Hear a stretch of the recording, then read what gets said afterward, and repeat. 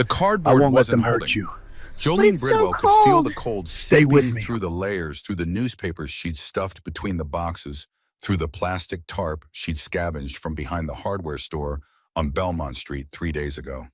Her fingers were numb, swollen at the knuckles, and she fumbled with another piece of flattened box, trying to fold it over the gap where the wind sliced through like a router drawn across bare skin. December in Portland wasn't supposed to be this cold. The city sat in a mild pocket of the Pacific Northwest, cushioned by marine air and overcast skies that usually kept temperatures hovering somewhere survivable. But not this year. This year, an Arctic front had dropped down from Canada like a hammer, and the thermometer outside the gas station on Hawthorne Boulevard had read 15 degrees 2 hours ago. It was colder now, much colder, the kind of cold that killed people and everyone knew it. "Mama, I can see my breath like a dragon." Jolene looked at her son and felt her heart crack along a fault line that had been deepening for 2 years. Levi Bridwell was 7 years old.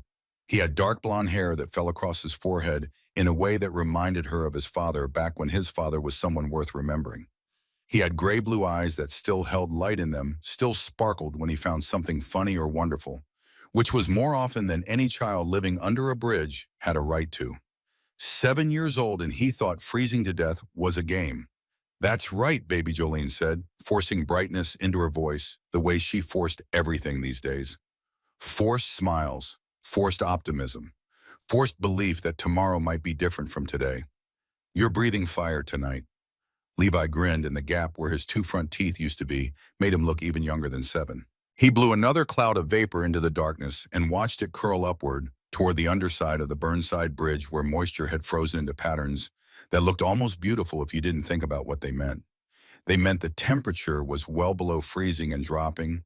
They meant the concrete above them was radiating cold like an open freezer. They meant that the thin thermal blanket wrapped around Jolene and Levi's shoulders was the only thing standing between them and hypothermia. The blanket was emergency grade, silver on one side, blue on the other, the kind they handed out at the free clinic on Southeast Division when the weather turned dangerous and guilt made the volunteers work overtime. It crinkled every time you moved, but which meant it crinkled constantly because when you were this cold, you couldn't stop shivering. Jolene pulled it tighter around both of them and tried to calculate how many hours until sunrise. 6, maybe 7. An eternity measured in degrees. "Tell me the story again," Levi said, "about when we had the apartment." Jolene closed her eyes.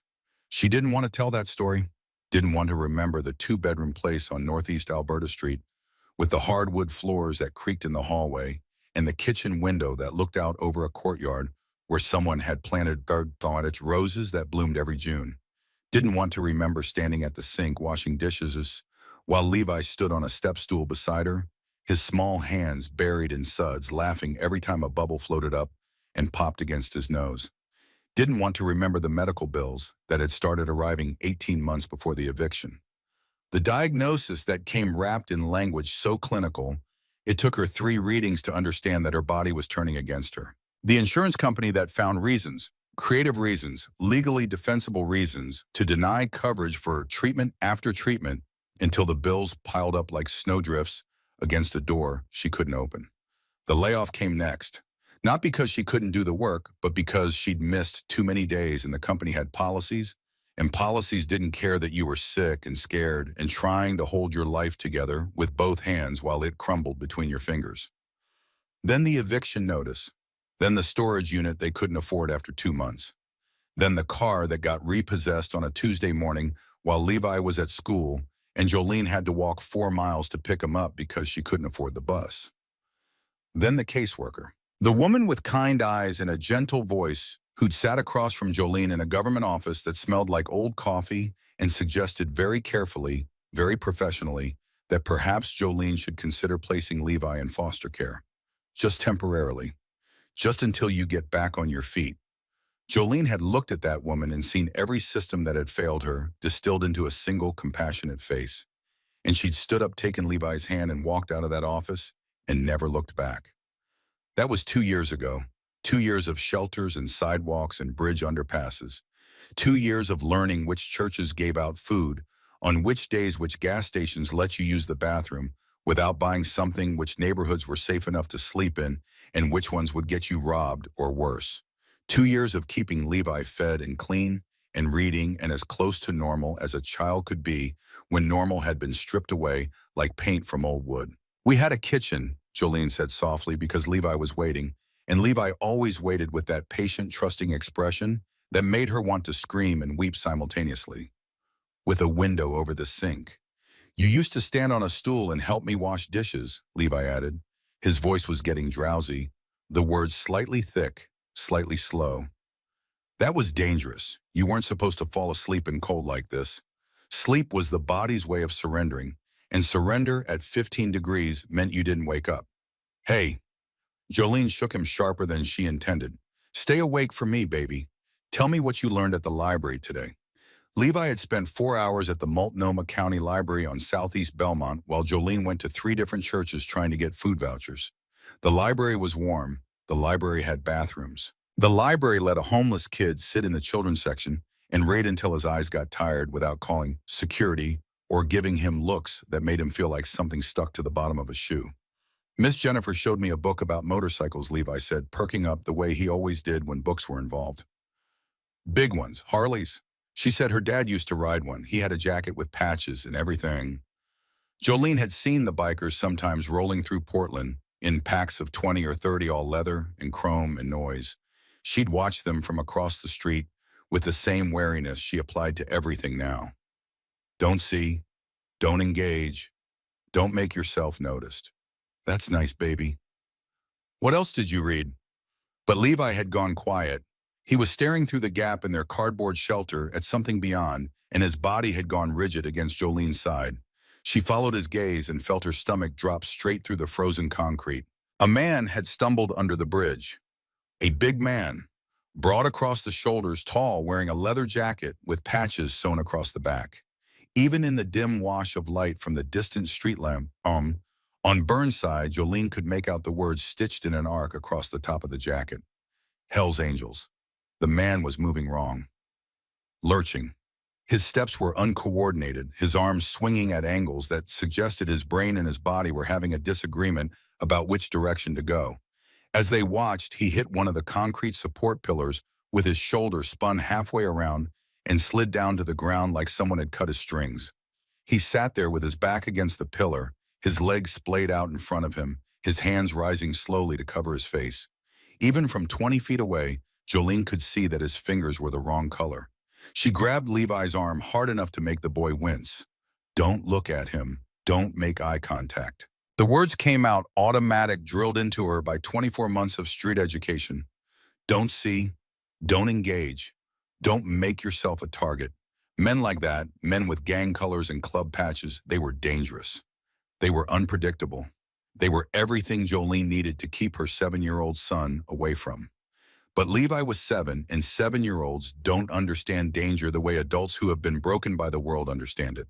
7-year-olds still believe with a ferocity that defies logic and experience that the world is fundamentally, stubbornly, irreversibly good. Mama, he's shaking really bad. Jolene looked despite herself.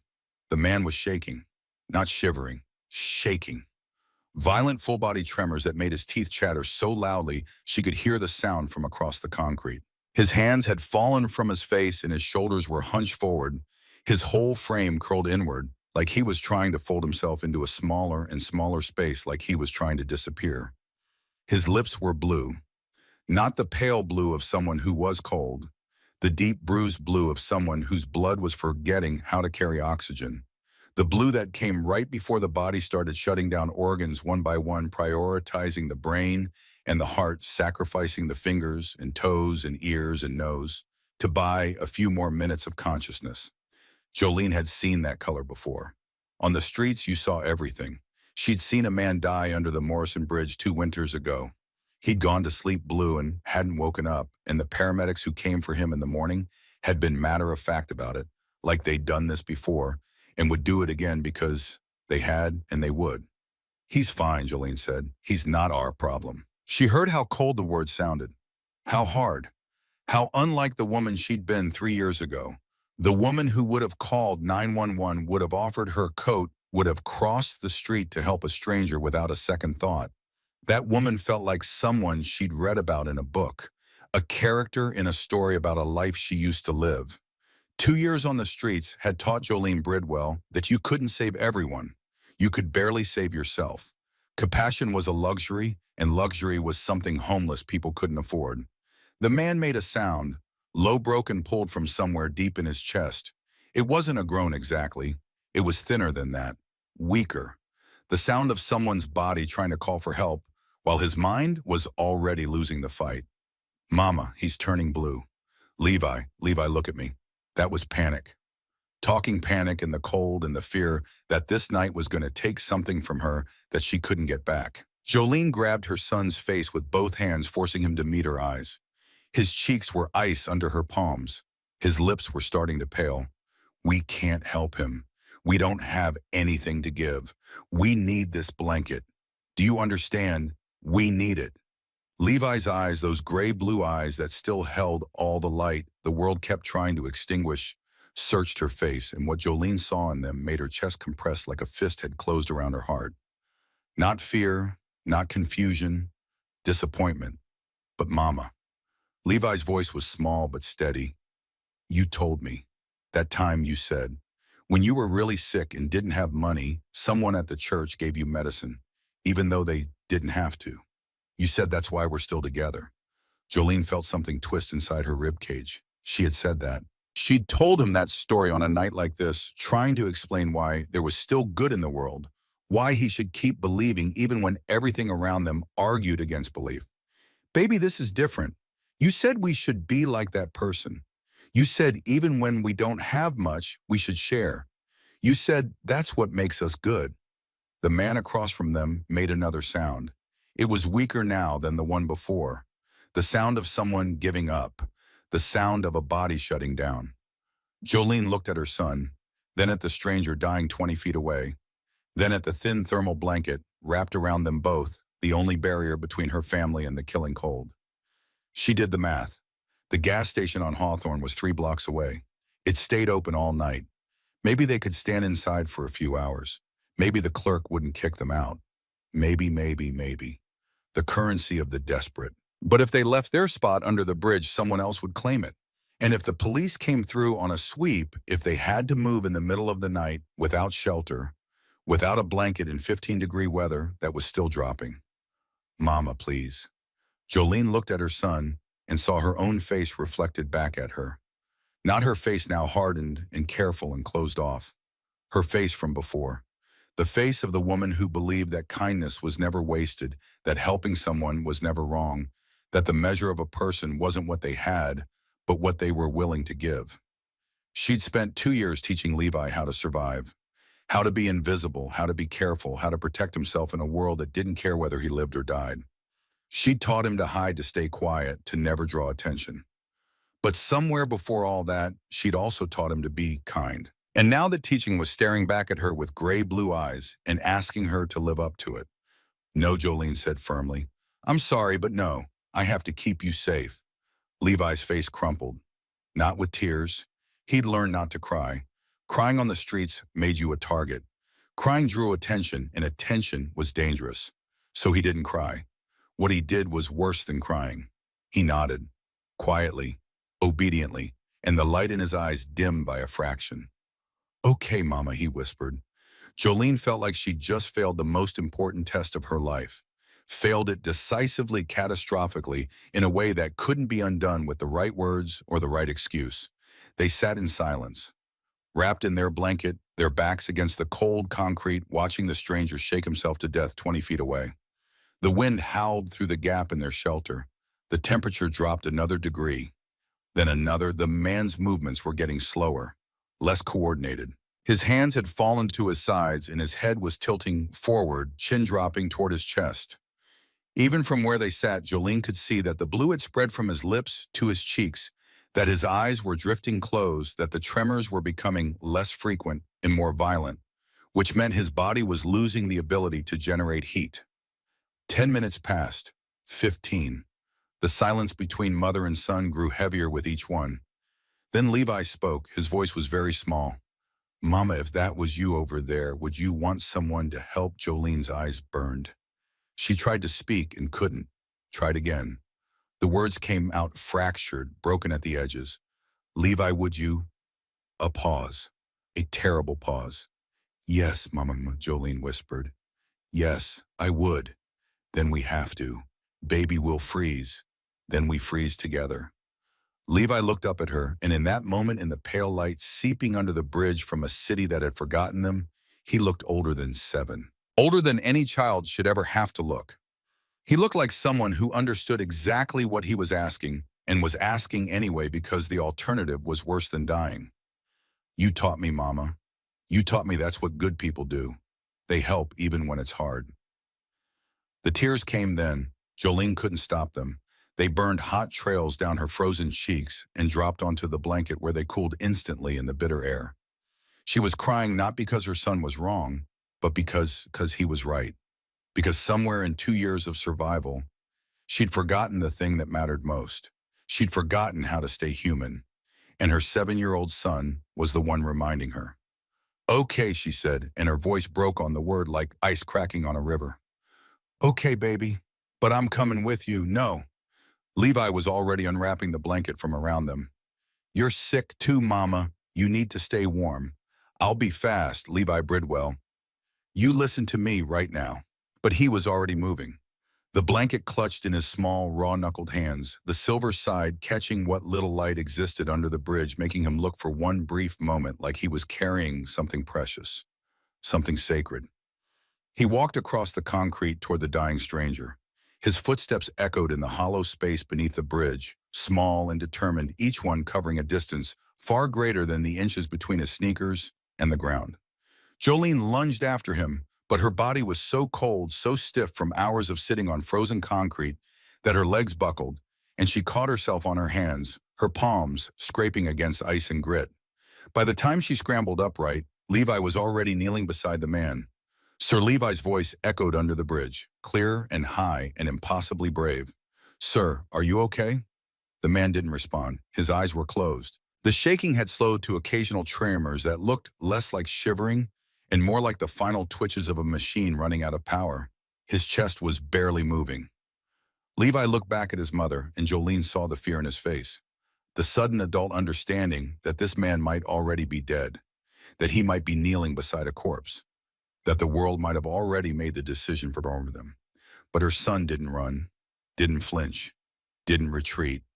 Her brave, foolish, beautiful son unfolded the thermal blanket, the only thing standing between his family and the killing cold, and draped it carefully, gently, almost reverently over the stranger's shoulders. Here, Levi said softly, you need this more than me. The man's eyes fluttered, opened a crack. Blue eyes, Jolene noted from where she stood, frozen several feet away. Pale, confused, unfocused blue, swimming behind a fog of hypothermia that was eating his brain 1 degree at a time. Kid. The word came out slurred, thick, barely a word at all. What are you? Shh, Levi said, the way Jolene said it to him when he was scared. When the nightmares came, when the thunder rolled, when the world got too loud and too close. You're really cold. This will help. The man's eyes focused, then really focused. The fog cleared enough for him to look from the blanket to Levi's thin jacket, to Jolene standing rigid with terror, and something else, something that felt like witnessing a miracle and a tragedy happening simultaneously. Understanding moved across the man's face like dawn breaking over a ridge. Slow, then all at once. This is yours, he managed. It's okay, Levi said. Me and my mama are tough. We'll be okay. Kid. No, the man tried to push the blanket away, but his hands weren't working. His fingers couldn't grip, couldn't close. The hypothermia had stolen his ability to refuse a gift from a child who had nothing. You need this. So do you, Levi said simply. And then he tucked the blanket more firmly around the man's shoulders, patting it down the way Jolene did for him, every night smoothing the crinkly material against the man's arms, making sure the edges overlapped so the heat wouldn't escape. My name's Levi, he said. What's yours? The man stared at him. In his eyes, Jolene saw something she recognized with a pang so sharp it nearly knocked her off her feet. She knew that look. She'd worn that look. It was the expression of someone encountering grace when they'd forgotten grace existed, when they'd given up on the idea that the world contained anything gentle, Anything unearned, anything given freely, without expectation of return. Decker, the man whispered. My name's Decker. Nice to meet you, Decker. Levi smiled, that gap-toothed smile that could break your heart and rebuild it in the same breath. You're going to be okay now. Then he stood up and walked back to his mother, leaving the blanket behind. Leaving their only defense against the killing cold with a stranger in a leather jacket that said, Hell's Angels across the back. Jolene grabbed him and held him so tight she could feel his heartbeat against her own chest, rapid and strong and alive. She didn't know whether to scream or cry or fall on her knees and thank God for giving her a son better than she deserved. Mama Levi whispered against her shoulder, We did good, right? Yeah, baby. Jolene's whole body was shaking now, the cold rushing in to fill the space the blanket had left. Yeah, we did good. From across the concrete, Decker Holt watched them. Even through the hypothermia clouding his brain, even through the confusion and the cold, and the slow shutdown of his extremities, he understood what had just happened. A homeless woman and her 7-year-old son had given him their only protection against a night that was going to kill someone before morning. They had chosen him over themselves. They had chosen a stranger over survival. And not just any stranger. A Hell's Angel. A man wearing the patches that made most people cross the street. A man whose reputation preceded him like a warning siren. Decker's hands found the edges of the blanket. It was thin, cheap, silver on one side, blue on the other. Barely enough for one person, let alone two. And they'd given it to him. Hey, he called out, his voice rough as broken asphalt. Hey, kid, come here. Levi looked at his mother. Jolene was shaking her head, pulling him closer, every instinct screaming to grab her son and disappear into the night. But Levi wriggled free and walked back over, and Jolene felt her heart leave her body and walk across the concrete on 7-year-old legs. Yeah, Decker forced his arms to work, forced his frozen, useless hands to move. He opened the blanket wide, creating a space beside him. Get in here. But that's for you. I'm twice your size. Body heat works better when you share. Basic survival. His teeth were chattering so hard the words came out fragmented. Come on, before your mom has a heart attack. Levi hesitated. Looked back at Jolene one more time. Mama Jolene should have said no. Should have grabbed her son and run. Should have chosen the gas station, the cold walk, the uncertain charity of a minimum wage clerk at 2 in the morning. Should have chosen anything other than putting her child in the arms of a stranger wearing gang colors. But the stranger was holding the blanket open with hands that could barely function. And Levi's lips were starting to pale, and the temperature was still dropping. And sometimes in the arithmetic of survival, you had to choose between being careful and being alive. Go on, baby, she heard herself say. I'll be right here. Levi climbed under the blanket and Decker wrapped it around the boy's small frame, then pulled him close against his side. Jolene watched her son disappear into this man's arms and felt every protective instinct she possessed scream loud enough to shatter glass. Ma'am, Decker called out. His voice was stronger now, the shared heat already beginning to work. You too, get over here. I'm fine, you're turning blue. Don't make me get up and carry you because I will, and it won't be graceful. Despite everything, despite the cold and the fear and the absolute insanity of this night, Jolene almost laughed. The man could barely sit upright, and he was threatening to carry her. Come on, Mama. Levi's voice came from inside the blanket. He's really warm. Jolene's resistance collapsed. She was so cold, so impossibly bone-deep cold that the idea of warmth was like the idea of water to someone dying of thirst. And her son was already with this stranger. So what exactly did she have left to lose? She walked over and sat down, and Decker pulled her under the blanket too. The three of them huddled against the concrete pillar shoulder to shoulder. The thin thermal material stretched across all of them like a tent made of aluminum foil in desperation. Decker was right. Body heat did work better when you shared. Jolene could already feel warmth seeping back into her limbs, slow and tingling like circulation returning to a foot that had fallen asleep. Thank you, she whispered. Thank your kid, Decker said. I was dead. Another 10 minutes and I'd have been gone. He looked down at Levi, who had tucked himself against Decker's side like a small animal that had found shelter after a long storm. How old are you, son? 7. 7 years old, and you got more heart than most men I've known. Decker's voice was rough with something that wasn't cold, something older and deeper and more complicated. What's your name again? Levi Bridwell. That's my mama Jolene. Levi Bridwell. Decker said the name slowly like he was committing it to memory. Like he was carving it into the walls of his mind where it would never be erased. You just saved my life, Levi Bridwell. You understand that Levi looked up at him. You would have done the same thing. Decker was quiet for a long moment. The wind howled above them. Snow began to drift under the bridge, fine and light, the kind that preceded heavier falls. No, Decker said finally. His voice was honest in a way that hurt to hear. No, kid. I don't think I would have. Not anymore. Not for a long time. They sat in silence, the three of them sharing a blanket that wasn't big enough, and body heat that barely made a difference, and something else, something that had no name, but felt like the beginning of something. Above them, the occasional car rumbled across the bridge, each one a reminder that the world was still moving, still functioning, still full of people going somewhere warm. Why are you out here? Jolene asked when the silence had stretched long enough to need breaking. Decker shifted against the pillar. Bike broke down about 3 miles east. I was trying to walk to my clubhouse when the cold hit me. Couldn't think straight, couldn't feel my hands, ended up here. Where's your clubhouse? Other side of the Willamette. Might as well be the other side of the moon right now. Your friends, the other bikers. Won't they look for you? Decker shook his head. They don't know I'm here. I was riding solo tonight. Didn't check in. They probably think I'm at some bar somewhere. His jaw tightened beneath his beard. By the time they figure out I'm missing, it'll be too late. Not anymore, Levi said. His voice was drowsy again, but this time it was the drowsiness of warmth rather than cold. You're going to be okay now. Decker looked down at the boy, then at Jolene, then out at the snow that was falling heavier now, turning the world beyond the bridge into a curtain of white. We need to stay awake, he said, all of us. Falling asleep in cold like this is how people die.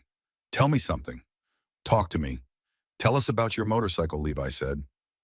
So Decker talked. He told them about his Harley-Davidson Road King Black with chrome pipes that caught the light like mirrors.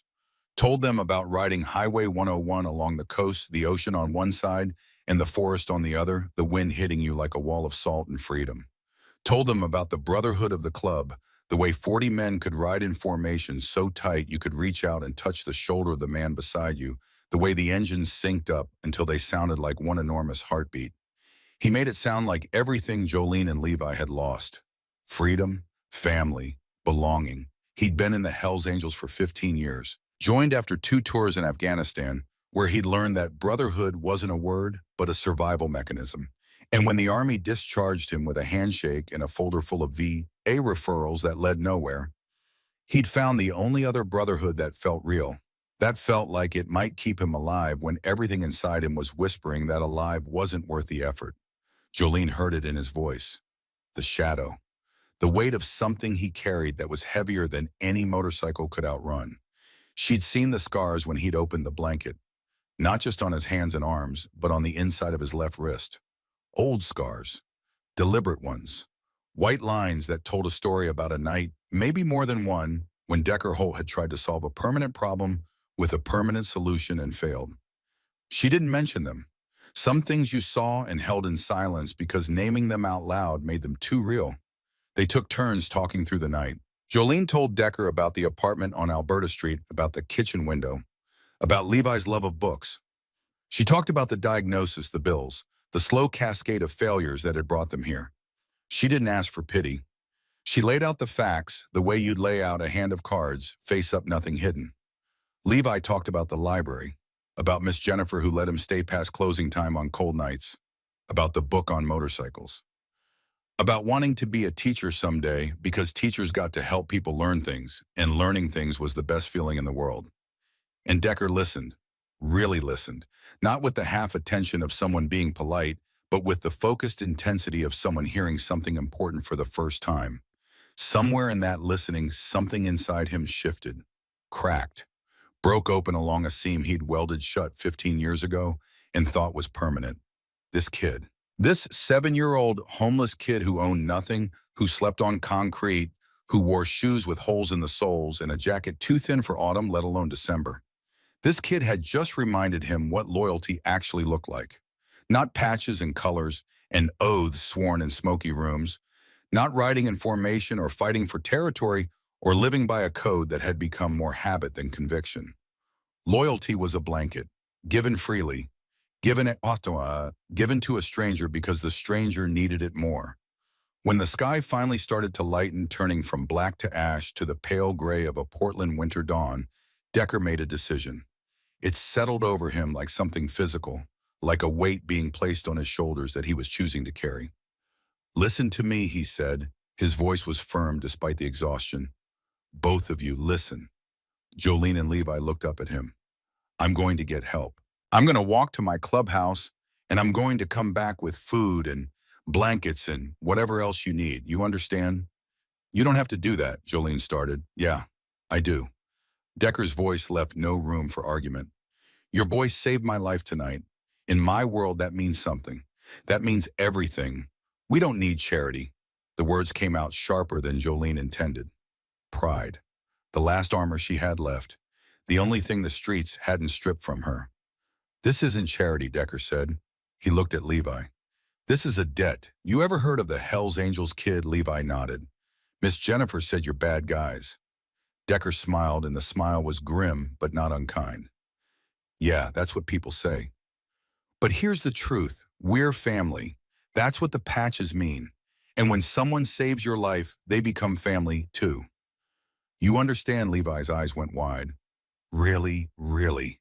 Decker reached inside his jacket and pulled something free. A patch. Not the main club insignia, but a smaller one that had been sewn to the inside of his vest.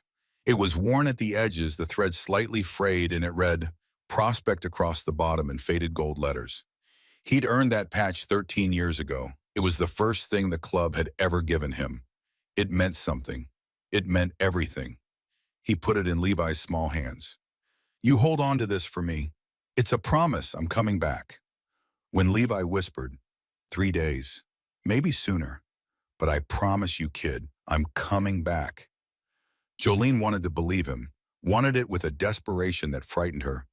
But she'd heard promises before. Everyone on the streets had heard promises. Politicians made promises. Caseworkers made promises. Shelters made promises they couldn't keep, and churches made promises with expiration dates.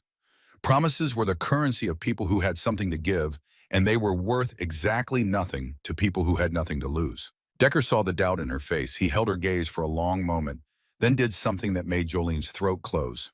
He took off his leather jacket.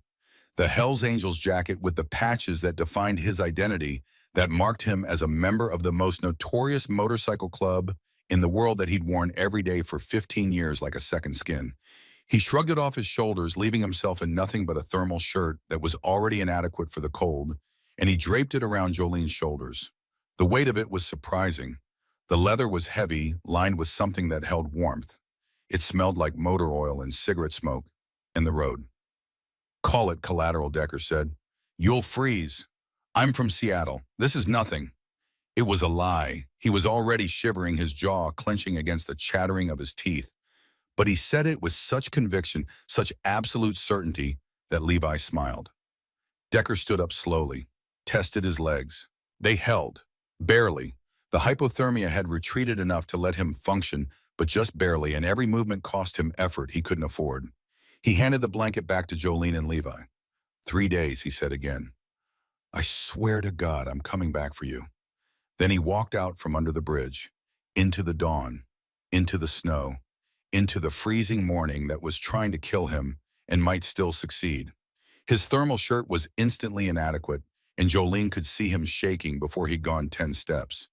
But he kept walking, one foot in front of the other, shoulders squared against the cold. Jolene and Levi watched him go until he was just a dark shape against the white, then a smudge, then nothing at all. Levi looked down at the patch in his hands, small and worn and heavy with meaning. "Mama, will he really come back?" Jolene pulled her son close, wrapped them both in the blanket and in Decker's leather jacket, which still held his body, heat like a memory. She breathed in the smell of it and tried with everything she had to believe. "I don't know, baby. But we're going to be okay either way. We always are." But as they sat there in the growing light, Jolene found herself doing something she hadn't done in 24 months.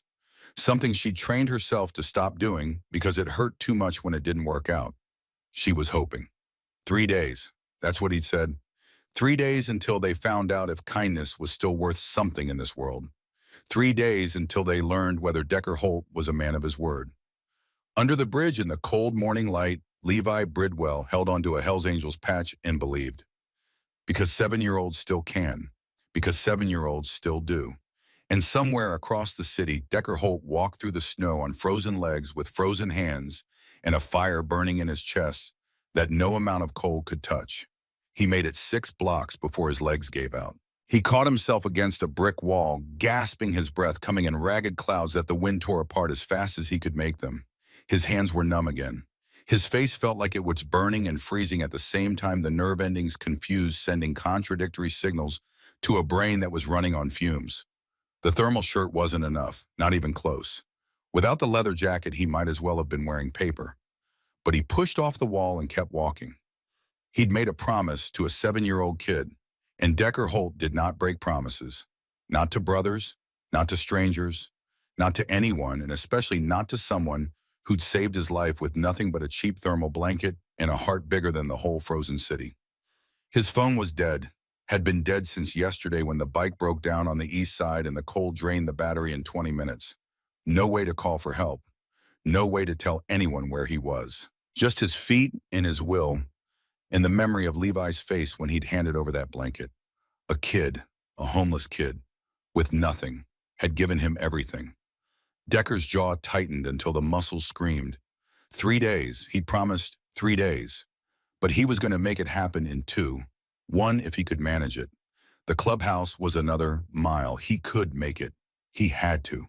The sun was fully up by the time he stumbled through the front door of the Portland Hell's Angels clubhouse on North Interstate Avenue. The heat hit him like a physical blow, like walking into a wall made of warmth, and his body, which had been running on adrenaline and willpower for the last hour, simply stopped. He went down hard. Knees first, then hands, then flat on the entryway floor. Jesus Christ. Is that Decker? Hands grabbed him. Voices overlapped. Someone threw a blanket over his shoulders while someone else pressed a hot mug into his frozen hands. The heat of the ceramic was so intense against his dead fingers that it felt like pain. Where the hell have you been? We've been calling you for 12 hours. Bike broke down. Decker managed through chattering teeth. Walked. Got caught in the cold. You stupid son of a bitch. That was Ronan Phelan. The chapter president pushed through the crowd of brothers, his face tight with anger and relief in equal measure. Ronan was 48, built like something designed to stop artillery, with a gray beard that reached his chest and eyes that could cut through steel and pretense with equal ease. He'd been running the Portland chapter for 9 years, and in that time he'd buried 3 brothers, survived 2 federal investigations, and built a reputation as a man you did not cross unless you were prepared to lose everything. You could have died out there, Ronan said. I almost did. Decker looked up at Ronan, at the brothers gathered in a half circle around him at the clubhouse that smelled like coffee and motor oil and home. Something cracked in his chest, something that had been holding together through sheer stubbornness, finally gave way. I need to tell you something, he said. All of you, right now. 20 minutes later, Decker sat in the main room with 15 brothers around him, a space heater at his feet, his 3rd cup of coffee in his hands. His fingers were working again, the feeling returning in waves of pins and needles that made him wince. The shaking had mostly stopped, but the fire in his chest was burning hotter than ever. So let me get this straight, Ronan said slowly. He was leaning back in his chair, arms crossed, studying Decker the way he studied everything, with total attention and zero sentiment. A homeless kid, 7 years old, gave you his only blanket in 15-degree weather. His and his mother's only blanket, Decker corrected. They were both using it. They gave it to me anyway. The room was quiet. That's insane, someone murmured. That's suicide, someone else added. That's brotherhood. Decker's voice cut through the room. That kid showed me what this patch is supposed to mean, and he doesn't even know what a Hell's Angel is. Ronan was quiet for a long time, the longest Decker had ever seen him go without speaking. You're serious about this, Ronan said finally. It wasn't a question. Dead serious. I told him I'd come back in 3 days with help. I'm going back tomorrow. Tomorrow, Decker, you can barely stand. Tomorrow, the room went silent again. In the Hell's Angels, your word was law. You said something, you did it. No excuses, No exceptions. No second chances. What do you need, Ronan asked. And with those 4 words, the machinery of a 1,000-man brotherhood began to turn for a 7-year-old boy and his mother who were freezing under a bridge on the east side of Portland. But none of them knew, not yet, what was happening back under that bridge. None of them knew that Jolene Bridwell was burning with fever, that her body, weakened by 2 years of malnutrition and exposure, had finally surrendered to the pneumonia that had been building in her lungs for a week. None of them knew that Levi was about to face the longest night of his young life completely alone. "Mama, you're really hot." Jolene tried to open her eyes and couldn't. The lids felt welded shut. Her head was stuffed with cotton and fire, and every breath sent a spike of pain through her chest like someone was driving a nail between her ribs. "I'm okay, baby," she whispered. But her voice sounded wrong, thin, distant, like it was coming from the bottom of a well. "You're not okay." Levi's small hand touched her forehead, and even through the fever, Jolene could feel how cold his fingers were against her burning skin. "You're burning up, Mama." She forced her eyes open. Levi's face swam into focus above her, tight with worry, old with worry, a 7-year-old face wearing a 40-year-old expression. "Just a fever. It'll pass." But she knew it wouldn't pass. She'd felt it building for days. The scratchy throat she'd ignored, the cough that went deeper each night, the bone-deep exhaustion that had nothing to do with cold or hunger. She'd buried it all because you couldn't be sick when you were homeless. Being sick meant being helpless. Being helpless meant dying, or worse, losing your child. "I'm going to get help," Levi said, starting to stand. "Number." Jolene grabbed his arm with strength she didn't know she had left. "You stay here. You don't go anywhere alone." "But Mama, promise me, Levi. Promise you won't leave." His lip trembled. "What if you get worse, then we deal with it together? We're a team. Remember, we stick together." "Okay, Mama, okay." They lay there together, wrapped in the blanket, in Decker's leather jacket, and Jolene tried not to think about what was happening inside her lungs. Tried not to think about hospitals she couldn't afford, about machines she couldn't pay for, about what would happen to Levi if she closed her eyes and didn't open them again. The day crawled by in a fever haze. Levi tried to get her to drink from their shared water bottle. She couldn't keep it down. He pressed his cool hand against her forehead and whispered things she couldn't quite hear, couldn't quite understand. By nightfall, she was worse, much worse. The fever had its claws in deep, and she was shaking so violently her teeth rattled. The cough had become something liquid, something drowning each one, tearing through her chest like a blade. "Mama, please," Levi was begging now. "Please let me get help." Jolene couldn't answer. The fever had pulled her under, and she was drowning in it, tumbling through dark water where nothing made sense and everything hurt. Levi made a decision. He tucked the blanket tightly around his mother, put on Decker's leather jacket, which hung past his knees, and made him look like a child playing dress-up in a world that was not a game. He picked up the Hell's Angels patch and put it in the jacket's inside pocket where it pressed against his chest like a second heartbeat. "I'll be back, Mama," he said. I promise. He was breaking her rule, breaking the promise she'd extracted from him hours ago. But he was doing it for the same reason he'd given away their blanket the night before. Because someone he loved needed help more than he needed to be safe. Then he ran. Out from under the bridge, into the freezing dark, into a city that didn't know his name and didn't care that he existed. His small legs pumped against the concrete, his breath coming in gasps, the oversized leather jacket flapping around him like the wings of something too young to fly. He made it 3 blocks before the hands grabbed him. "Whoa there, kid. Where's the fire?" Levi looked up into the face of a police officer. The nameplate on the man's chest read Haddon. Officer Tate Haddon. He had a broad face and careful eyes, the eyes of someone who had seen too much and still made himself look. "My mama," Levi gasped. "She's sick, really sick. Under the bridge, please. You have to help her." The officer's expression changed, shifted from suspicion to something softer. "You're homeless." "Yes, sir, please. My mama needs a doctor." "Okay, calm down. Show me where she is." Levi led Officer Haddon back to the bridge, back to where Jolene lay burning beneath a blanket that couldn't save her from the fire inside. The officer took one look at her and called for an ambulance. "How long has she been like this?" he asked Levi while they waited. "Since this morning. She keeps getting hotter." Officer Haddon looked at Levi with something that might have been pity or might have been respect, or might have been the particular kind of pain that comes from seeing a child hold the world together with hands too small for the job. What's your name, son? Levi. Levi Bridwell. And my mom is Jolene Bridwell. The officer wrote it down. Anyone else we should call dad grandparents? No, sir. It's just us. The words landed in the cold air and lay there like stones. The ambulance arrived. The paramedics loaded Jolene onto a stretcher. She was barely conscious, her lips moving, forming words that Levi couldn't hear. He reached for her hand and she gripped his fingers with feverish strength, and then the paramedics were moving her, and her hand slipped from his, and Levi felt something inside his hair. Can I go with her? Officer Haddon hesitated. And in that hesitation, Levi heard everything he needed to hear. Kid, I can't let you ride in the ambulance alone. I need to call Child Protective Services. The words hit Levi like a physical blow. CPS. The letters his mother feared more than cold, more than hunger, more than anything the streets could throw at them. No, Levi backed away. No, you can't take me away from my mama. It's just temporary. Until she's better. That's what they all say. Levi was crying now, hot, furious tears that burned tracks down his frozen face. Temporary becomes forever. I know, I've heard the stories. I'm not leaving her. Levi listened to me. But Levi was already running. He dove past the officer's reaching hands, ducked under the bridge, and disappeared into the shadows on the other side. Small and fast and desperate, running on adrenaline and terror, and the absolute bone-deep knowledge that if they caught him, he would lose his mother forever.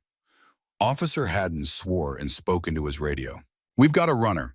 7-year-old boy, blonde hair, wearing an oversized leather jacket with motorcycle patches. Last seen heading east on Morrison. But Levi was fast and small and knew these streets in ways the police never would. He ran until his lungs burned, until his legs gave out, until he collapsed in an alley 3 blocks away and pressed his face into the leather of Decker's jacket and sobbed. His mama was gone. The police were looking for him. CPS was coming. He had nowhere to go, no one to call, no one in the whole cold world who knew where he was or cared whether he lived or died. Except, Levi reached into the jacket's inner pocket and pulled out the Hell's Angels patch.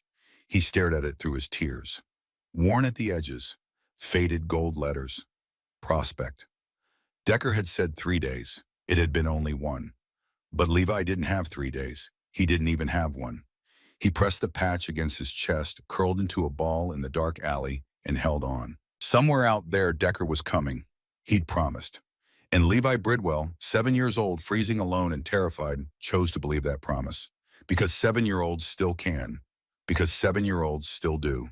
And because sometimes in the darkest, coldest, most hopeless moments of a life, belief is the only blanket you have left.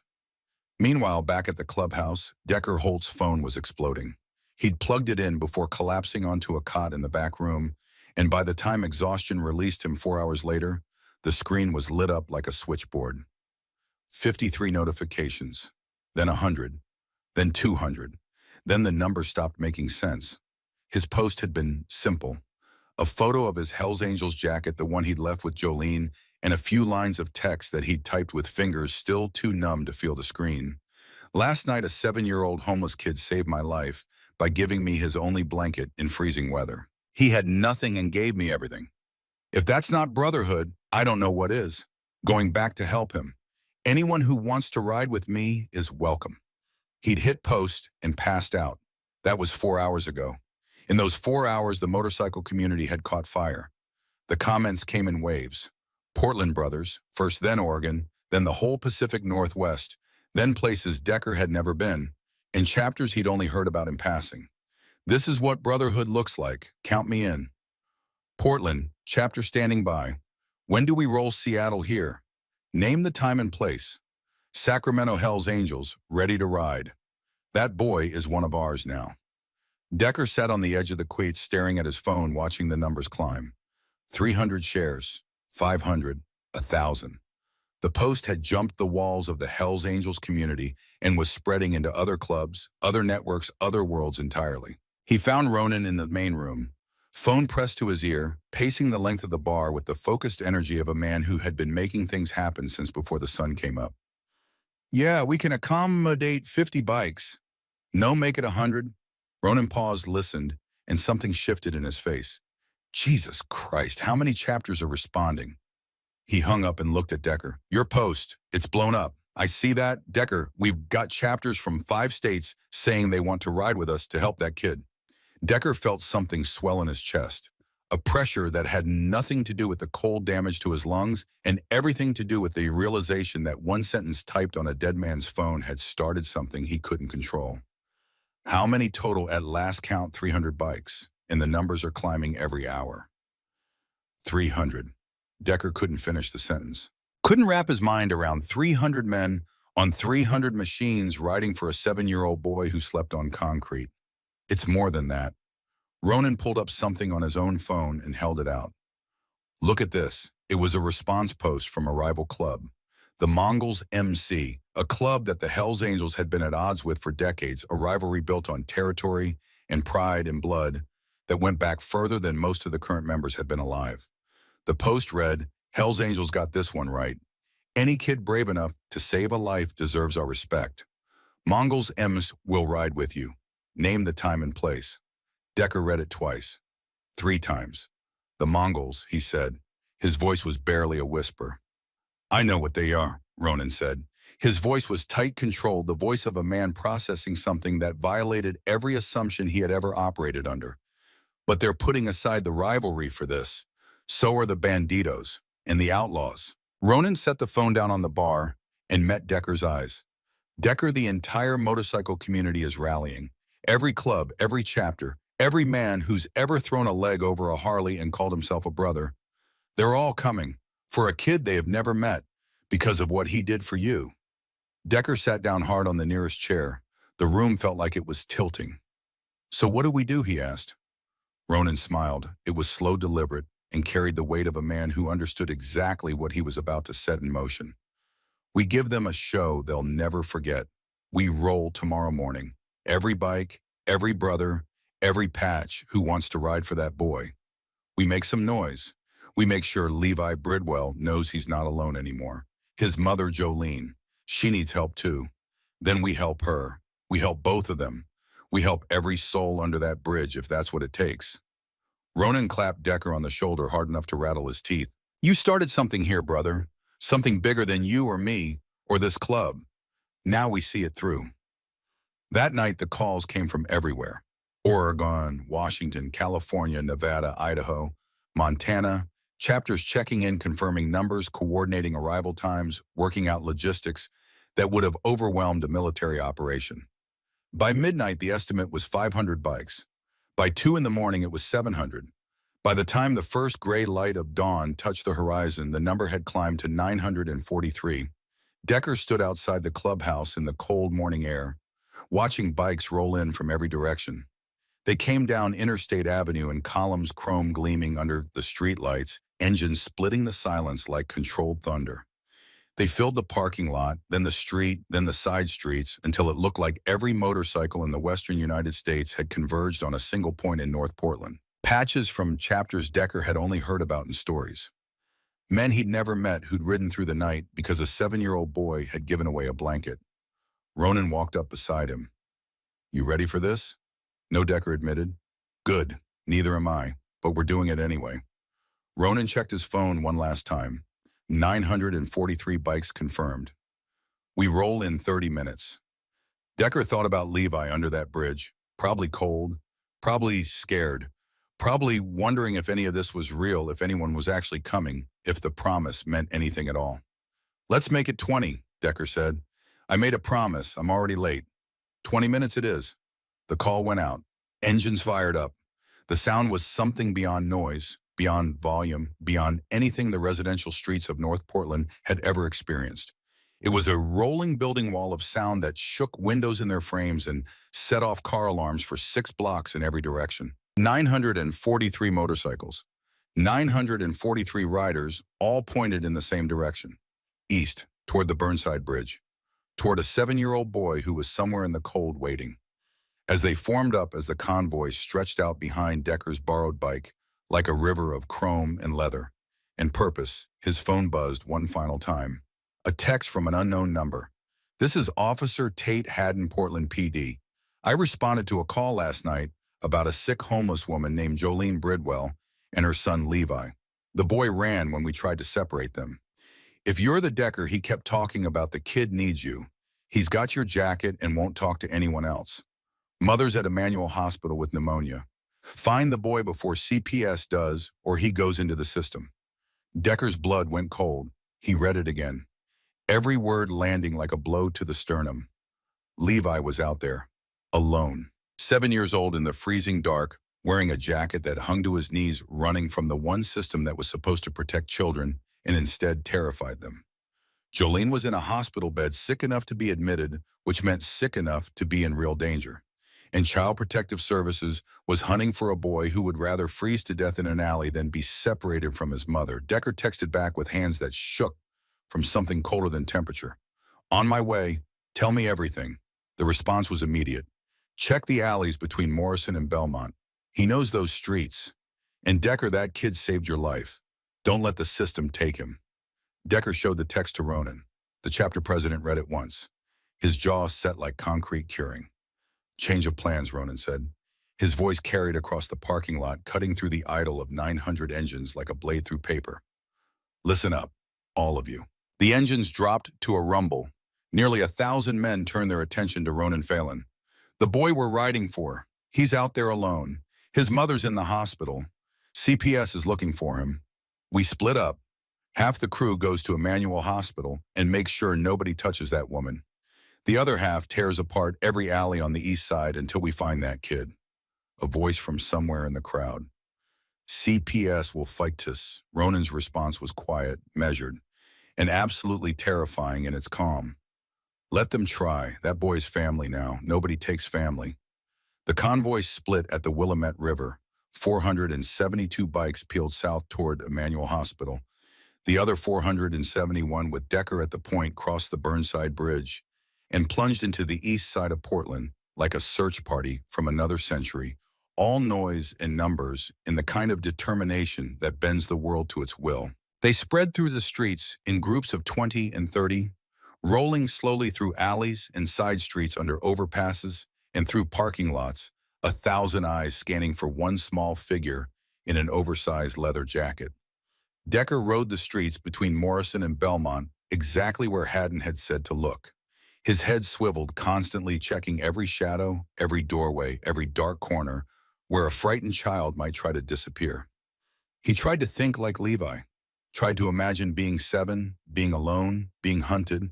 Where would you go? Where would you hide? Where would you feel safe? The answer hit him like a fist. Nowhere. A 7-year-old on the streets didn't feel safe anywhere. That was the whole point. That was why the boy had run. Decker was about to radio the other groups when he heard it. Or rather, when the silence heard it. A sound so small it should have been impossible to detect over the rumble of 400 engines. But Decker's ears caught it the way a father's ears catch the sound of his child's cry in a crowded room.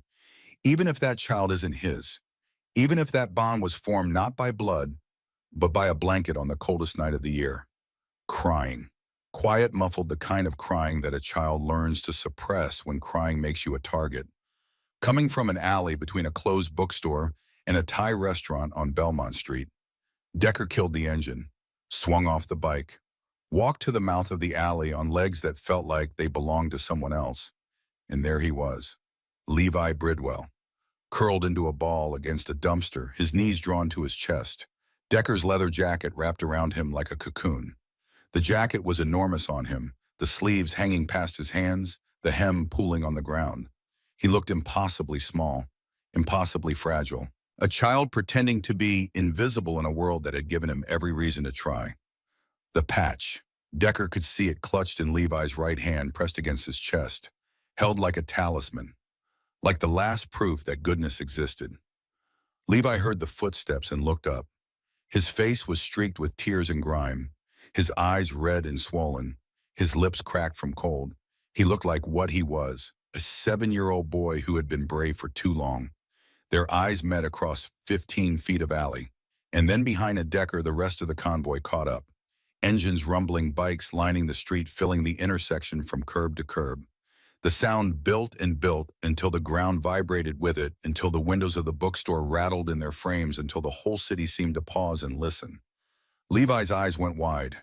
He looked past Decker at the motorcycles, at the hundreds of them, at the riders in their leather and denim and patches, all of them looking toward this one alley, all of them searching for this one child. His mouth opened, but no sound came out. His brain was trying to process something that defied every experience his 7 years had given him. Decker raised his hand. Behind him, 943 engines cut simultaneously. The silence was sudden and enormous, a void where the thunder had been, and in that void, Levi's voice carried like a bell. They took my mama. Decker was running before the last word left the boy's mouth. He dropped to his knees on the cold asphalt, his hands gripping Levi's shoulders, pulling him close. The boy collapsed against him, and Decker could feel how thin he was through the jacket, could feel the trembling that had nothing to do with cold and everything to do with terror. I know, kid. I know. We're getting her back. The police said foster care. Over my dead body. Decker pulled Levi into a hug so fierce it was almost violent. The kind of hug that says, I've got you. The kind that says you're not alone. The kind that a 7-year-old boy who'd spent the night in an alley needed more than food or warmth or shelter. You're not going anywhere, Decker said into the boy's hair. Neither is your mom. You understand me? We're family now, all of us. Levi buried his face in Decker's shoulder and cried. Not the quiet, suppressed crying he'd learned on the streets. Not the silent tears that left no evidence. But the full-body heaving sobs of a child who had been carrying a weight no child should carry, who had been brave past the point of breaking, and who had finally found arms strong enough to hold him while he fell apart. Behind them, 943 men watched. Hard men, dangerous men. Men who had done things and seen things that would curl the hair of most civilians. Men who settled disputes with fists and resolved conflicts with actions that didn't always make the evening news. And every single one of them felt something crack in their chest. Ronan stepped forward. He'd crossed the river with Decker's group, unwilling to let the search happen without him. Kid, he said. His voice was rougher than usual. What's your name? Levi lifted his head from Decker's shoulder, tears still running, nose running, eyes swollen, looking exactly like what he was. Levi Bridwell. Well, Levi Bridwell. I'm Ronan Phelan. I'm the president of the Portland Hellsangels. Ronan extended his hand, enormous and scarred, to the small boy. You saved one of our brothers. That makes you one of ours. You got that? Levi took Ronan's hand. His fingers barely wrapped around two of the man's knuckles. Yes, sir. Good. Ronan looked at Decker. Let's go get his mother. The convoy reformed, but this time Levi rode with Decker. Sitting in front of him on the borrowed Harley, Decker's arms around him, the wind hitting his face as they rolled through Portland at the head of a column that stretched back for blocks. 943 strong with a 7-year-old boy at the center. A boy who had given a blanket to a stranger and received an army in return. Emmanuel Hospital had never seen anything like it. Security tried to stop them at the entrance. 4 guards stood at the main doors with expressions that moved from authority to confusion to outright alarm as the magnitude of what was arriving became clear. Nearly 500 motorcycles were already in the parking lot, the riders standing in disciplined clusters near the entrance. Now another 471 were pulling in behind them, and the combined sound of 1,000 engines echoing off the concrete parking structure was enough to make the ground tremble. The guards looked at each other, looked at the sea of leather, and made the only rational decision available to them. They stepped aside. Decker walked through the main doors with Levi's hand in his left and Ronan at his right shoulder.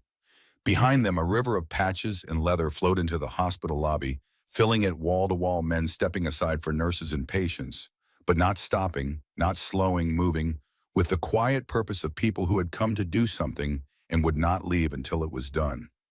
They found Jolene's room on the 4th floor. She was asleep, an IV in her arm, an oxygen mask over her face, monitors blinking in steady rhythms that said she was alive but not well. Her skin was pale, almost translucent, and her breathing was shallow, each inhale a small battle that the monitors tracked in green peaks and valleys. But she was alive. Levi released Decker's hand and ran. Mama. He was at the bedside before anyone could stop him, his small hands finding hers, his voice breaking on the single word that contained everything. Every hour alone in the dark, every minute of terror, every sob he'd muffled into Decker's jacket, all of it compressed into 2 syllables. Jolene's eyes fluttered open. She saw Levi first, and the relief that flooded her face was so raw, so total, that Decker had to look away for a moment. It was too private, too enormous. The face of a mother who had gone to sleep not knowing if she would ever see her son again, and had woken to find him standing right there alive and whole and holding her hand. Then she saw Decker. Then she saw the army of bikers filling the hallway outside her room. Her eyes moved from face to face, trying to process, trying to reconcile the sterile hospital room with the wall of leather and chrome and hard-lived faces staring back at her. What? Her voice was raw, scraped thin by coughing and fever and the tube that had been down her throat. What is happening? Decker stepped forward. I promised 3 days, he said quietly. I'm a little early. Jolene stared at him, then at the hallway, then back at him. I can see that. She coughed, winced, tried again. Did you bring friends, about 1,000 of them, give or take? Jolene started to laugh, then the laugh became a cough that bent her double. When she could breathe again, there were tears on her face. I thought I'd never see him again, she whispered, her hand tightening on Levi's. I thought they'd take him. I thought I'd lost everything. CPS said they were going to Levi started. They were wrong. Ronan's voice interrupted from the doorway, gentle in a way that his appearance did not suggest was possible. Your boy's not going anywhere, neither are you. But I can't pay for this. Jolene gestured weakly at the room at the monitors at the IV. I can't afford any of this. I don't have insurance. I don't have anything.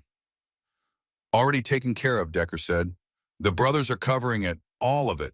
Jolene opened her mouth, closed it, opened it again. No sound came out. Levi climbed carefully onto the bed beside her, avoiding the IV line with the practiced caution of a child who had spent too much time in places where fragile things could break. Mama, they came. All of them, just like Decker promised.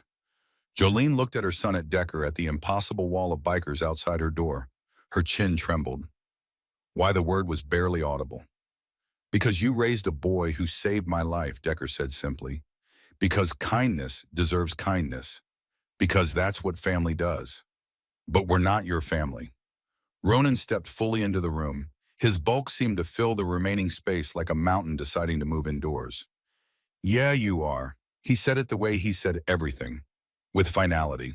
With the absolute conviction of a man who had decided something and would not be moved from it by argument, by logic, or by the combined weight of the legal system. You just didn't know it yet. A hospital administrator appeared at the door, a thin man with a receding hairline and a nervous expression, flanked by 2 security guards who looked deeply uncomfortable about everything happening around them. Excuse me, he said. I'm sorry, but you can't all be here. You're disrupting hospital operations. There are patients on this floor who need quiet, and the fire code clearly states, we'll leave, Ronan said pleasantly. As soon as Mrs. Bridwell's medical bills are settled and we get confirmation that nobody is trying to separate her from her son. The administrator blinked. That's not how this works. Sure it is. Ronan's smile didn't waver, but something in his eyes shifted, something that made the 2 security guards take a half step backward without meaning to. Because we've got lawyers, we've got press, and we've got about 1,000 witnesses who will testify under oath that this woman and her boy need to stay together. The administrator looked at the army of bikers, at the cameras that were beginning to appear in the hallway as word spread through the hospital, at the absolute public relations catastrophe that was unfolding in his facility. I'll see what I can do, he said. His voice had lost most of its authority. You do that, Ronan said. We'll wait. They didn't have to wait long. A hospital social worker appeared within the hour. Elaine Prescott. She was 45, steady-eyed, with the careful manner of someone who had spent her career navigating the space between what the system demanded and what human beings actually needed. Mrs. Bridwell, I'm Elaine Prescott. I need to ask you some questions about Levi's living situation. Jolene's grip on Levi's hand tightened until her knuckles went white.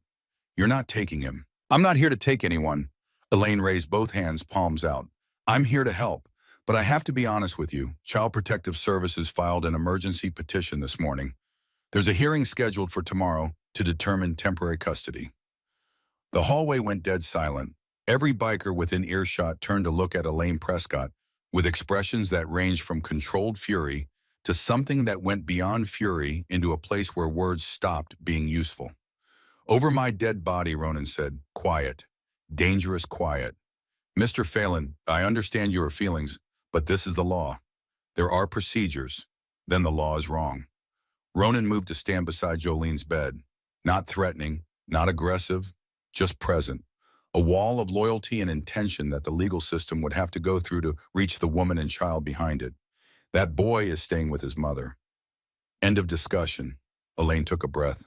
The kind of breath that people take when they're about to say something they know will not be well received. Mrs. Bridwell has been homeless with her son for nearly 2 years. She has no stable housing, no income, no documented support system. While I recognize the generosity here, the court needs more than a gesture. They need proof. Housing, employment, education, plan, medical care. Jolene had been listening to all of this. The fever still burned behind her eyes, and every breath cost her effort she couldn't afford. But something had shifted in her since she had woken to find Levi beside her. Something had hardened. Not the old hardness of the streets, the hardness that was about shutting down and shutting out. This was different. This was the hardness of a woman who had been fighting for 2 years and had just been given ammunition. She pushed herself up in the bed. The movement sent pain lancing through her chest, and she gripped the bed rail until her knuckles whitened. But she got upright. She met Elaine Prescott's eyes. Tell me exactly what the court needs, Jolene said. Her voice was ragged from the pneumonia, but it was steady. Give me a list, everything. Housing requirements, income, verification, education, enrollment, medical records, character references, all of it. Elaine looked surprised. Most people in Jolene's position were either combative or defeated. They shouted or they cried. They didn't ask for itemized requirements. I can have the list to you within the hour. Do it. Jolene turned to Ronan and Decker. You said you wanted to help. Here's how. I need a lawyer, a lease and school enrollment forms for Levi at Roosevelt Elementary. Can you make calls? Ronan was already pulling out his phone. I need the name of that lawyer we used last year, he said into it. The sharp one. Yeah, Nora Sinclair. Tell her it's urgent. Money's no object. He hung up and dialed again. Sheila, Ronan Phelan, I need a favor. You still running that transitional housing program? I've got a mother and son who need a place starting tomorrow. Not temporary. Something that'll satisfy a judge. Yeah. I owe you one. Another call. And another. Each one short direct, resulting in someone promising to help. But it was Jolene who directed traffic. From her hospital bed, oxygen mask pushed to the side IV still in her arm, she coordinated every detail. She asked Elaine to repeat the court's requirements 3 times, making sure she hadn't missed anything. She asked Ronan to confirm the lease terms. She asked Decker to handle the school enrollment. This is my son, she said when Decker offered to manage more of the logistics. This is my fight. You're helping me fight it, and I will never forget that. But I need to be the one standing in that courtroom tomorrow. I need the judge to see me, not a wall of bikers. Me, his mother. Decker nodded. Whatever you need. Jolene lay back against the pillows, exhausted. But her eyes were clear. The hearing was the next morning at 9. They arrived at the courthouse with an army, not 1,000 bikers. Ronan had limited it to 50, the maximum the courtroom could hold. But 50 Hell's Angels in full patches sitting in perfect silence on the gallery benches sent a message that no amount of legal argument could dilute. This family is protected. This family has people behind it. This family is not alone. Jolene arrived in a wheelchair, pushed by a nurse who had volunteered to come along.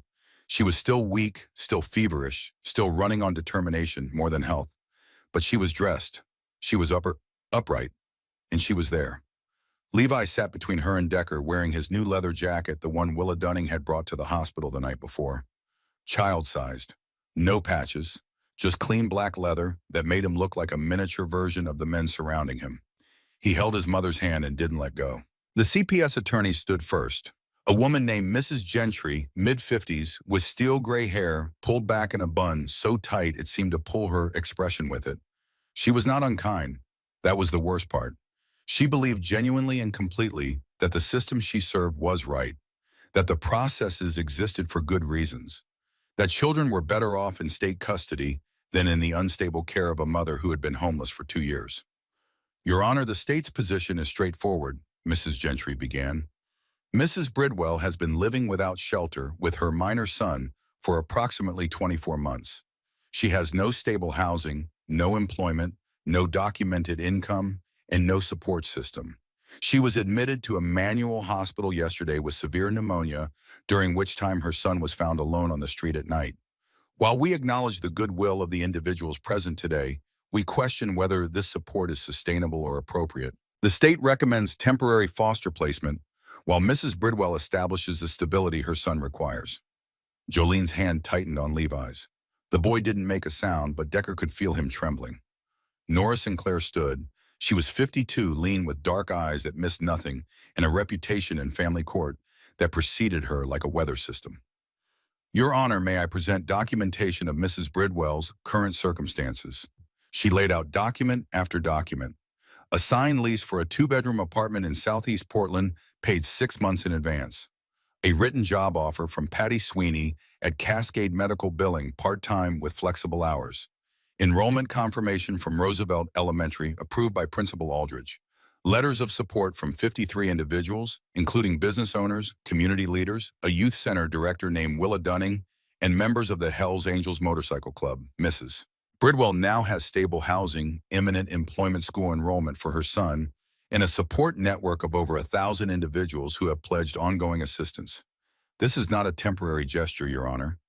This is a community taking responsibility for one of its own. Mrs. Gentry stood again. Your Honor, with respect, these arrangements were made in the last 24 hours. There is no track record, no proof of sustainability. The individuals providing support are members of a motorcycle club with a well-documented history of, Your Honor.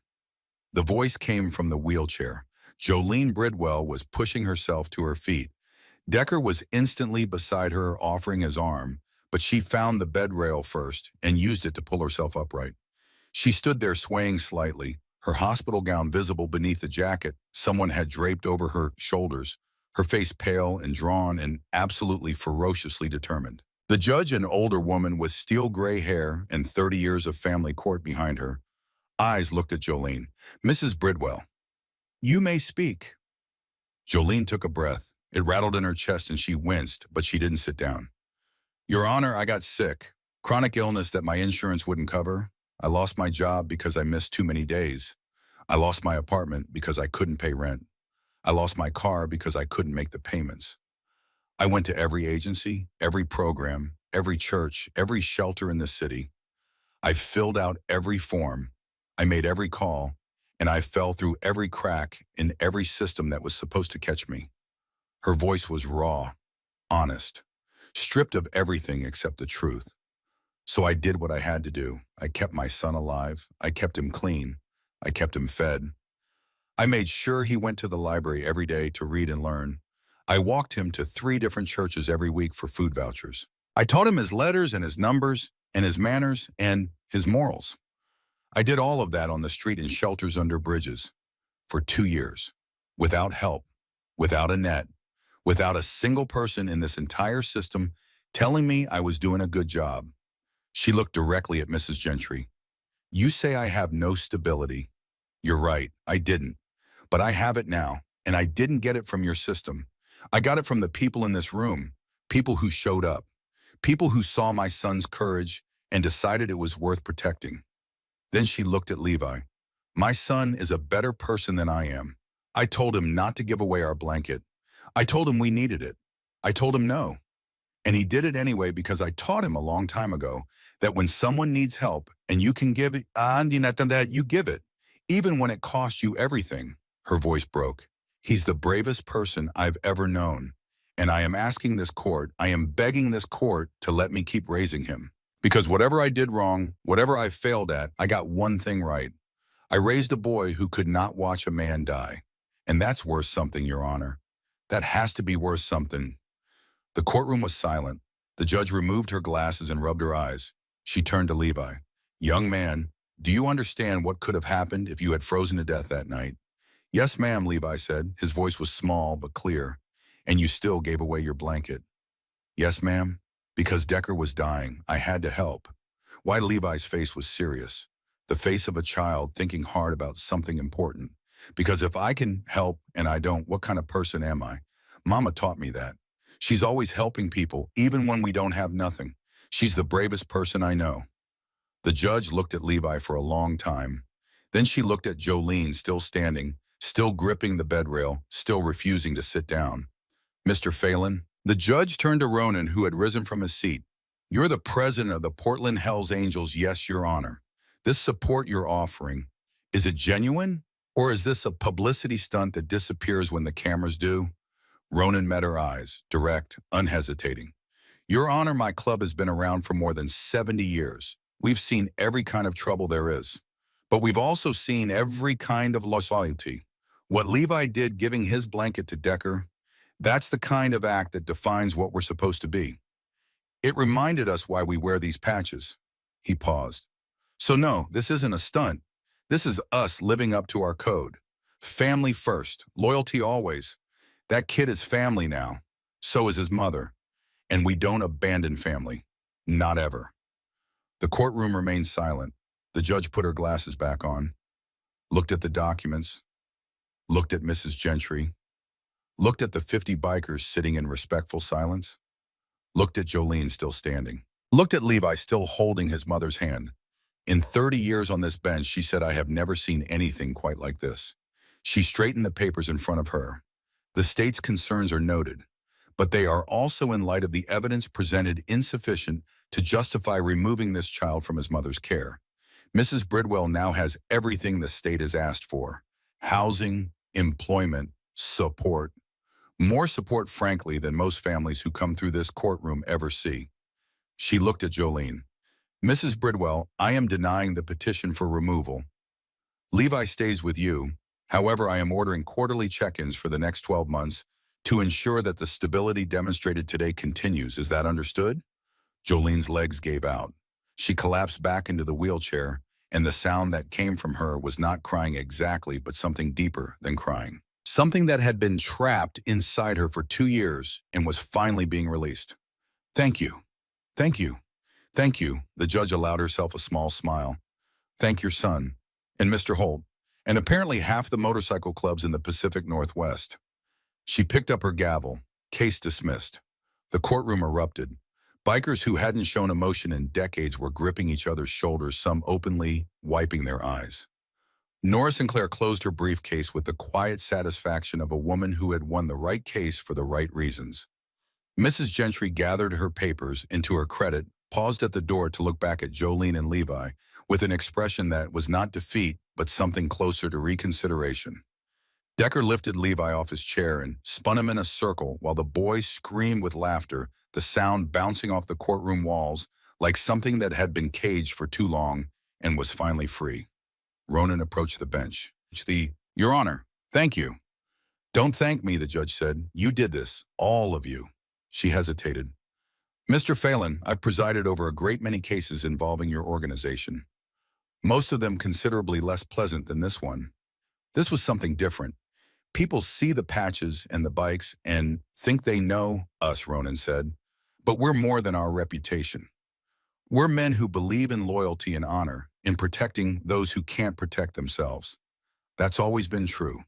People just don't usually notice. I notice now, the judge said quietly. I notice now. Outside the courthouse, the press was waiting. Cameras, microphones, reporters who had followed the story from the hospital to the courtroom and were hungry for the next chapter. But Ronan didn't speak. Decker didn't speak. Jolene spoke. She sat in her wheelchair, Decker supporting her on one side, Levi holding her hand on the other, and she faced the cameras with the same determination she'd shown the judge. I want to thank everyone who helped us, she said. Her voice was thin, but it carried in the silence that the crowd had granted her. 2 days ago, I thought I'd lost everything. I thought they would take my son. I thought we would never be a family again. She paused, breathed. But then these men, these supposedly dangerous men, they showed me what real family means. They showed me that kindness isn't dead, that people still care, that when you help someone, sometimes the whole world helps you back. She looked at Decker. Thank you for keeping your promise. Thank you, Decker said, for raising a kid who saved my life. Levi raised his hand, the one still holding Decker's patch. Can I say something? Decker lifted him so the cameras could see his face. small and earnest and streaked with the evidence of tears he was no longer ashamed of. I just want to say, Levi began. His voice was high and clear. If you see someone who needs help, you should help them, even if it's hard, even if it's scary, because that's what makes us good people. That's what my mama taught me. He paused. And now Decker and all his friends taught me that when you help someone, sometimes they help you back. Sometimes they bring 1,000 friends and make everything better. Someone in the crowd started clapping. Then another person, then another. The applause spread through the courthouse steps like a wave building and building until it rolled through the street like the sound of the engines that had carried 943 men to this moment. Levi buried his face in Decker's shoulder, overwhelmed. But he was smiling. They all were. The apartment was on the third floor of a converted warehouse in southeast Portland. Red brick exterior, tall windows, a stairwell that smelled like fresh paint, and someone's effort to make something old feel new again. Jolene stood at the door with the key in her hand, unable to make herself turn it. Behind her, Decker waited. He'd driven them here in his truck, a borrowed flatbed loaded with donated furniture that half a dozen brothers had spent the morning assembling at the clubhouse. A bed frame for Jolene, a smaller one for Levi, dressers, lamps, kitchen, supplies, boxes of things that other people had decided this family deserved. Levi tugged on her sleeve. Mama, aren't we going in? Jolene didn't move. The key sat in her palm like something fragile, something that might dissolve if she gripped it too hard. I'm scared, she whispered. Decker put his hand on her shoulder, not pushing, just present. Of what? That this isn't real, that I'll wake up under the bridge again, that someone will realize they made a mistake and take it all away. Jolene, look at me. She turned. His eyes were steady, the same eyes that had opened under the bridge that night, confused and dying, and found a 7-year-old boy kneeling beside him with a blanket. This is real, Decker said. The lease has your name on it. The rent is paid for 6 months. Nobody made a mistake. Nobody is taking anything away. I didn't earn this. You kept your son alive and kind in a world that tried to break you both. You taught him to help a stranger even when you had nothing to give. That's earning it, Jolene. That's earning everything. Jolene's hand shook as she turned the key. The door opened to a living room with windows that let in actual sunlight. Not the gray filtered light that seeped under bridges, but real golden afternoon light that fell across hardwood floors and made them glow. 2 bedrooms, a small kitchen with a counter and a stove and a refrigerator that hummed, a bathroom with a shower that worked, curtains on the windows, a couch that wasn't torn or stained, a table with 4 chairs as though someone had anticipated that this family would grow beyond 2. Levi ran inside. His footsteps echoed on the hardwood, loud and joyful, the sound of a child reclaiming something that had been stolen from him. Mama, look, I have my own room. He disappeared through a doorway, and Jolene heard the sound of a small body hitting a mattress, followed by laughter so pure it made her chest ache. She walked through the apartment, slowly touching things. The kitchen counter smooth and cool under her fingertips, the faucet which ran clear and hot when she turned it, the refrigerator stocked with basics, milk, eggs, bread, butter, cheese, the pantry lined with canned goods and pasta and rice enough for weeks. All of this, Jolene said. Her voice sounded strange to her own ears, far away. It's from everyone, Decker said. People wanted to help. He pulled an envelope from his jacket. This is from the GoFundMe. It's up to $230,000 now. Jolene's legs stopped working. She sat down hard on the couch, the envelope falling from her fingers to the cushion beside her. $230,000. The number was impossible. It belonged to someone else's life, someone else's story, a fairy tale she might have read to Levi once in that apartment on Alberta Street that felt like 100 years ago. That's not possible. It's very possible. People saw Levi's story and wanted to be part of it. This money is yours. For bills, for savings, for Levi's education, for whatever you need. Nora Sinclair set up the account. She's handling everything pro bono. I can't accept this. You already did. It's in an account with your name on it. Jolene picked up the envelope with hands that wouldn't stop trembling. Inside was a bank card and a statement. The numbers were real. All of it was real. She started crying, and once she started, she could not stop. 2 years of held-back tears. 2 years of forcing herself to be strong, 2 years of swallowing every sob because crying on the streets made you vulnerable. All of it came flooding out at once. Decker sat beside her, solid and steady and silent, the way a mountain is silent. He didn't tell her it was okay. He didn't try to fix it. He just sat there and let her break apart, because sometimes breaking apart is the only way to start putting yourself back together. Levi came running back from his room. "Mama, why are you crying? I'm okay, baby." Jolene pulled him onto her lap and held him against her chest, rocking slightly. "We're going to be okay. Really okay." "I told you," Levi said. "We got family now." The brothers arrived with the furniture. Colt Brennan, the man everyone called Boulder, showed up separately with bags of groceries. He stood in the doorway, 6'4", 270 pounds, tattoos from his wrists to his collarbones, holding a paper sack of fresh vegetables and a gallon of whole milk. "Figured you'd need more than basics," he said. "Got some good stuff in here. Real food." Kenna Holt Decker's younger sister brought cleaning supplies and towels and a warmth in her voice that made Jolene feel like she'd known her for years. "Welcome to the neighborhood. I'm 2 blocks over. Here's my number. You need anything day or night, you call me." By evening, the apartment was full of people Jolene had never met who treated her like family. They brought gifts, shared stories, made sure she and Levi had everything they could possibly need, and several things they hadn't thought to ask for. When everyone finally left, the apartment felt different. Not empty, quiet. The good kind of quiet, the kind that comes after a storm has passed and the air is clean and everything damaged has been repaired. Jolene and Levi stood in their living room in their home and looked at each other. "Is this really ours?" Levi asked. "Yeah, baby. This is really ours." That night, Levi slept in an actual bed for the first time in 2 years. Jolene checked on him 3 times before midnight, standing in his doorway, watching his chest rise and fall beneath a comforter that was thick and warm in his. Each time she had to press her hand against the doorframe to convince herself the room was real, the bed was real, the boy sleeping in it was safe. She called Decker at 1 in the morning. "I'm sorry to bother you. You're not bothering me. What's wrong?" "Nothing's wrong. That's the problem.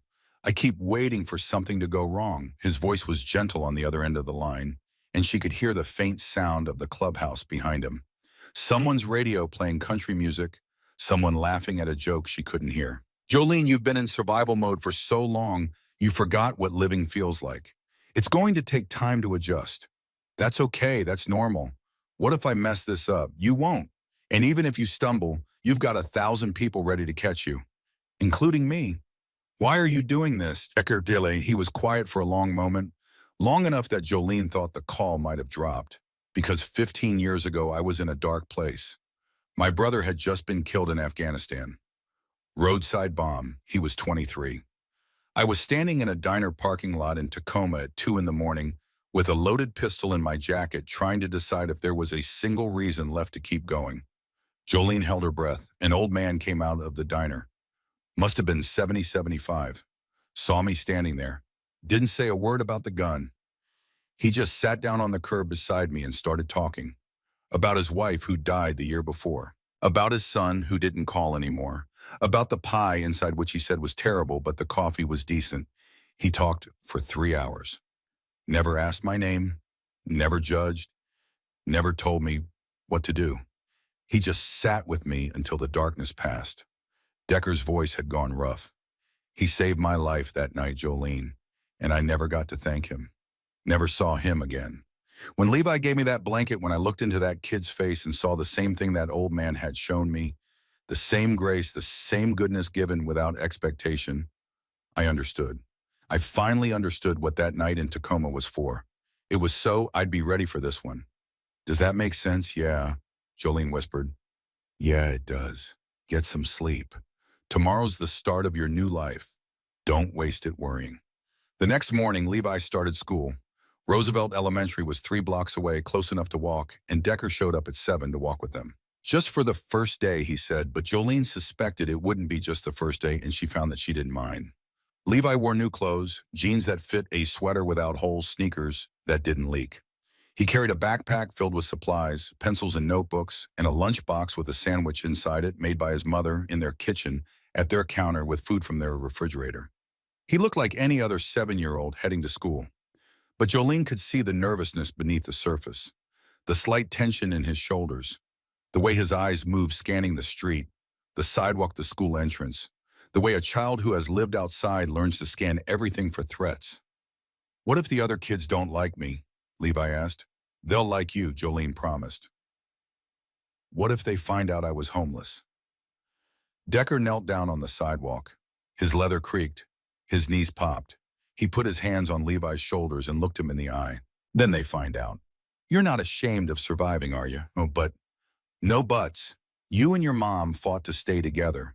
That's something to be proud of. Anyone who judges you for that isn't worth your time. Principal Aldridge met them at the front door. She was a small woman with kind eyes and a firm handshake, and she didn't flinch at Decker's patches or the Harley parked at the curb. Welcome, Levi. We've been expecting you.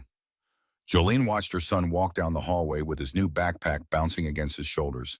He looked back once, waved, then disappeared into a classroom. The door closed behind him, and Jolene stood in the hallway and wept quietly, her hand over her mouth, because her son was in school and he was safe, and he was going to learn things today that had nothing to do with survival. He's going to be fine, Decker said. I know, that's why I'm crying. He gets to be a kid again. He gets to just be 7. The weeks that followed moved with a strange, uncertain rhythm. Jolene started her job at Cascade Medical Billing. The work was manageable, the hours flexible, and Patty Sweeney, her manager, turned out to be the kind of boss who understood that rebuilding a life wasn't something that happened on a schedule. Levi made friends, 3 best friends within the first week, an invitation to a birthday party within 2. Jolene bought a gift with money from the GoFundMe and cried when Levi came home with frosting on his face and stories about video games he'd played for the first time. Mama, can my friends come over sometime? Yeah, baby, anytime you want. That Saturday, 3 boys descended on the apartment like a joyful invasion. Jolene made sandwiches and listened to them argue about which superhero was the strongest, and something inside her chest that had been knotted for 2 years slowly, carefully began to loosen. This was what childhood was supposed to sound like. This was what she'd been fighting for. And every Saturday morning, Jolene went back to the bridge. She loaded the truck with blankets, food, warm clothes, and information about shelters and services and programs. Decker came with her, and Boulder, and sometimes Ronan, and sometimes brothers she'd never met who showed up because they'd heard about the Saturday runs and wanted to help. They handed out supplies. They talked to people. They listened. And Jolene, who understood homelessness from the inside, who knew the fear and the pride and the desperate calculations that governed every decision when you had nothing connected with people in a way that no social worker, no matter how well-intentioned, could replicate. A man named Earl Jessup, gray-bearded and bitter, watched her from a distance the first Saturday. Must be nice, he said loudly enough for Jolene to hear. Getting rescued by bikers. Some of us aren't that lucky. Jolene met his eyes. You're right, I got lucky, yeah. But luck isn't magic. It started because my son helped someone, because he showed kindness when we had nothing to give. You want help, start by helping the person next to you. That's how communities form. That's how things change. Easy for you to say now that you're off the streets. Nothing about this was easy. And I'm not here to lecture you. I'm here to offer what I can. Take it or don't. But I'm coming back next week. And the week after that, because someone helped me and now I help you. That's how this works. Earl looked away. But the next Saturday, he was there again. And the Saturday after that. And on the 4th Saturday, Jolene saw him help a younger man to set up a tarp against the rain, and she didn't say anything about it. Some things you just witnessed and held in your heart. A woman named Corinne Bellamy approached her on the 5th Saturday. She had 2 small children clinging to her legs, their faces dirty, their eyes enormous. Is it true, Corinne asked, what they said on the news? Your son gave his blanket to a stranger. Every word. Why would he do that? Because he was raised to see people, not problems. Because I taught him that we're all one bad day away from needing help. Because kindness costs nothing but means everything. Corinne started crying. I have kids. I can't keep them warm. CPS is looking for me. I don't know what to do. Jolene took her hand. What's your name, Corinne? Corinne Bellamy. Corinne, I'm going to give you my number and the number of a social worker who helped me. Her name is Elaine Prescott. She's good people. She'll fight for you. But you have to let her help. You have to reach out. You can't run forever. They'll take my babies. Not if you have support. Not if you have housing and a plan. Jolene squeezed her hand. I was exactly where you are. 5 weeks ago, I was sleeping under that bridge with my son, terrified every time I heard a siren. Now I have an apartment and a job. You can have that too. But you have to accept help. 2 months later, Corinne called Jolene in tears. She had an apartment. She had a job. Her kids were enrolled in school. Elaine Prescott had helped her navigate every obstacle, every form, every hearing. You saved my life, Corinne said. No, Jolene said. You saved your own. I just showed you the door. You walk through it. But Jolene knew the deeper truth. She hadn't just shown Corinne a door. She'd shown her that doors still existed, that escape was possible, that someone who had been where you were could stand on the other side and tell you it was going to be all right and mean it because she was living proof. The ripple was spreading.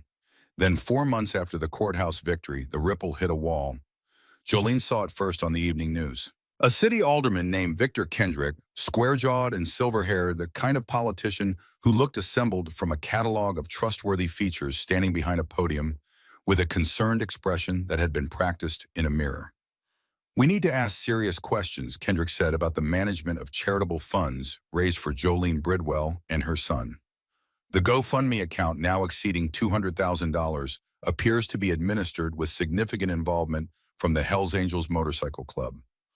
Are we comfortable with a known criminal organization managing resources intended for a vulnerable child?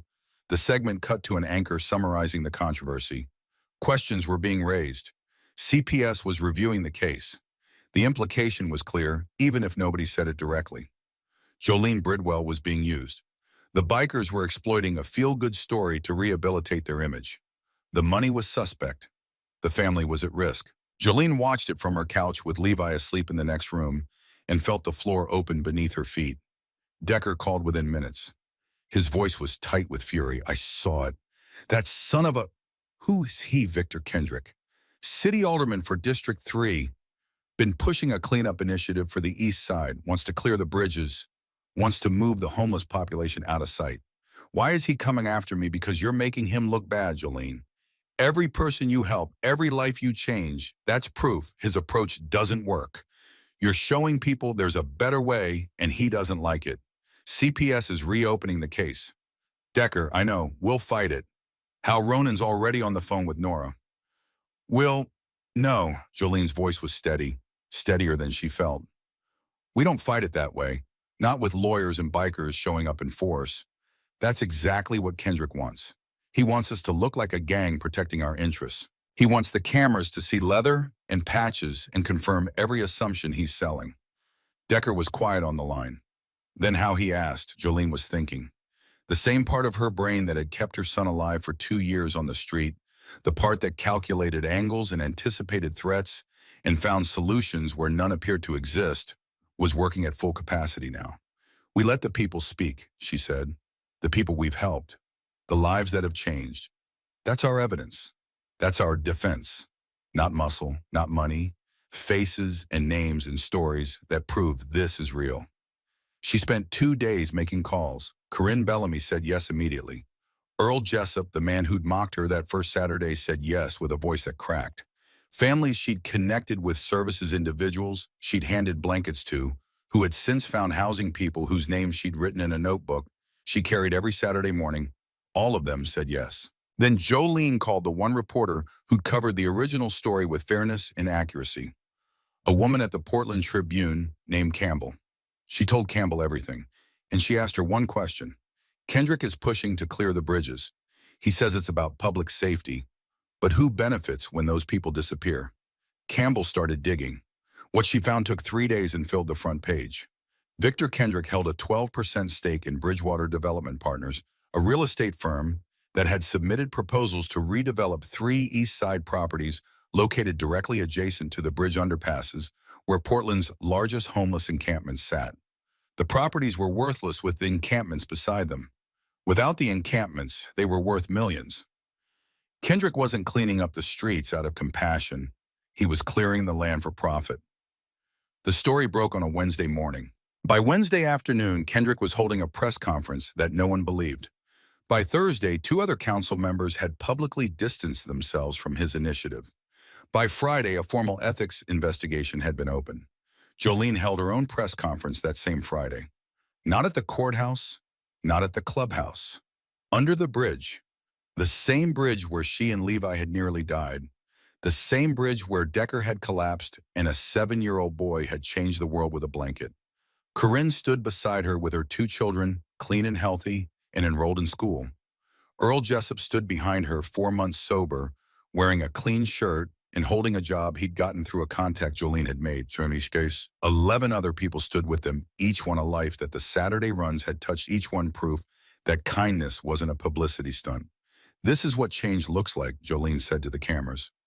Not clearing people out, not hiding them, seeing them, helping them. One person at a time, CP. Closed the case permanently the following Monday. The judge who had presided over the original hearing issued a statement through her clerk. The court sees no reason to revisit this matter. The Bridwell family has demonstrated sustained stability and an extraordinary commitment to community service. Case permanently closed. Decker read the statement to Jolene over the phone. She sat on her couch in her apartment and let the relief wash through her like warm water.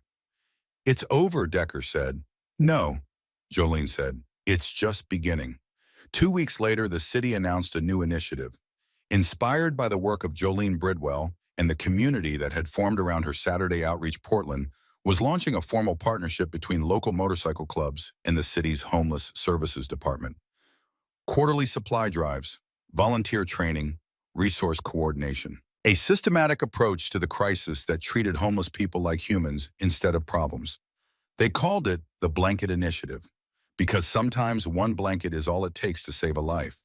Elaine Prescott called Jolene the day after the announcement. I want to offer you a job, Elaine said. Jolene almost dropped the phone. The city is creating a new position. Homeless Outreach Coordinator. Someone to oversee the Blanket Initiative train. Volunteers work with the other cities that want to replicate the model. We need someone who understands homelessness from the inside. Someone who knows how to talk to people who've given up. Elaine paused. We need you, Jolene, full-time. City benefits, $65,000 a year. Jolene sat down on the edge of her bed. $65,000. A year ago, she'd have given everything she didn't have for $65. I'm not qualified for this. You're the only person qualified for this. You lived it. You survived it. You're already doing the work. We just want to pay you for it and give you the resources to do more. What if I fail? Then you try again, but Jolene say yes, because you're going to change more lives than you can imagine. Jolene said yes. Levi's 8th birthday arrived on a Saturday in March. Decker organized a party at the clubhouse that bore no resemblance to any event the Portland Hellsangels had ever hosted. 30 children from Levi's school descended on the building like a cheerful occupation force. Their parents followed cautiously, most of them having never set foot inside a motorcycle clubhouse, all of them leaving with a different understanding of the men who inhabited it. Boulder wore a paper crown and let 3 7-year-olds paint his fingernails. Ronan ran an arm wrestling tournament that the children won every round of through what everyone present recognized as a spectacular display of strategic losing. Kenneholt organized a scavenger hunt that turned the clubhouse into a maze of laughter and running feet. There was a cake shaped like a motorcycle. There were presents stacked so high Jolene had to stop herself 3 times from saying it was too much, because the look on Levi's face each time he tore open a new package was worth more than restraint. Make a wish, everyone said as Levi leaned over the candles. He closed his eyes, thought hard, blew them out in one breath. Later, when the guests had gone and the wrapping paper had been collected and the cake reduced to crumbs, Jolene asked him what he'd wished for. I can't tell you, Levi said, or it won't come true. Not even a hint. Levi looked around the clubhouse at Decker, showing his friends how a motorcycle engine worked at Ronan arm wrestling, a father who'd stayed late at Boulder, quietly sweeping up confetti with hands that could crush stone. I wish that everyone could have what we have, Levi said. That everyone who's cold could get warm. That everyone who's scared could feel safe. That everyone who's alone could find family. Jolene pulled him close. That's a good wish, baby. The best wish. Will it come true? I don't know. But we can try to make it come true a little bit at a time. That night after the party, Levi asked a question that stopped Jolene's heart. Mama, do you think Dad would be proud of us? They never talked about Levi's father, the man who had left when Jolene got sick, who had looked at the medical bills and the insurance denials and the slow unraveling of their life and decided that the exit was more appealing than the fight, who had walked out on a Tuesday afternoon and never called, never wrote, never asked about the son he'd helped bring into the world. Why are you asking about him? Because I was thinking. He left when things got hard, but Decker and Ronan and all the brothers, they stayed when things got hard. They helped when it would have been easier to walk away. So I was wondering if Dad would have been proud of us or if he just would have left again. Decker and Ronan, who had been cleaning up nearby, suddenly found other places to look. Jolene pulled Levi onto her lap. Your father made his choice, she said carefully. It was the wrong choice. But baby, his loss doesn't define you. You define you, and you've become someone incredible, brave and kind and strong. If your father can't see that that's his failure, not yours, I don't miss him, Levi said quietly. Is that bad? No, baby, that's honest, she kissed the top of his head. And you've got plenty of people who are proud of you, including me, especially me, and us. Decker added from across the room. Kid, your father walked away from the best thing that ever happened to him. But his loss is our gain, because now you're ours and we're never letting go. Levi smiled. Good, because I like you guys better anyway. 1 year after the night under the bridge, 5,000 people gathered at the Burnside Bridge for the first annual Blanket Day. Jolene stood on a small stage that had been erected near the pillar where Decker had nearly died. Beside her stood Levi, Decker, Ronan, and the mayor who had come, not because it was politically advantageous, but because the story had moved her the way it had moved everyone who heard it. Over the past year, the mayor said the Blanket Initiative has helped 347 homeless individuals in Portland. 92 have found permanent housing. 115 have gained employment.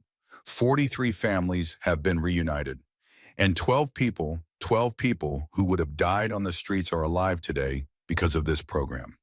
She pulled a cover from a large display board. Photographs and names, faces Jolene recognized. Corinne and her children. Earl Jessup, clean-shaven and standing straight.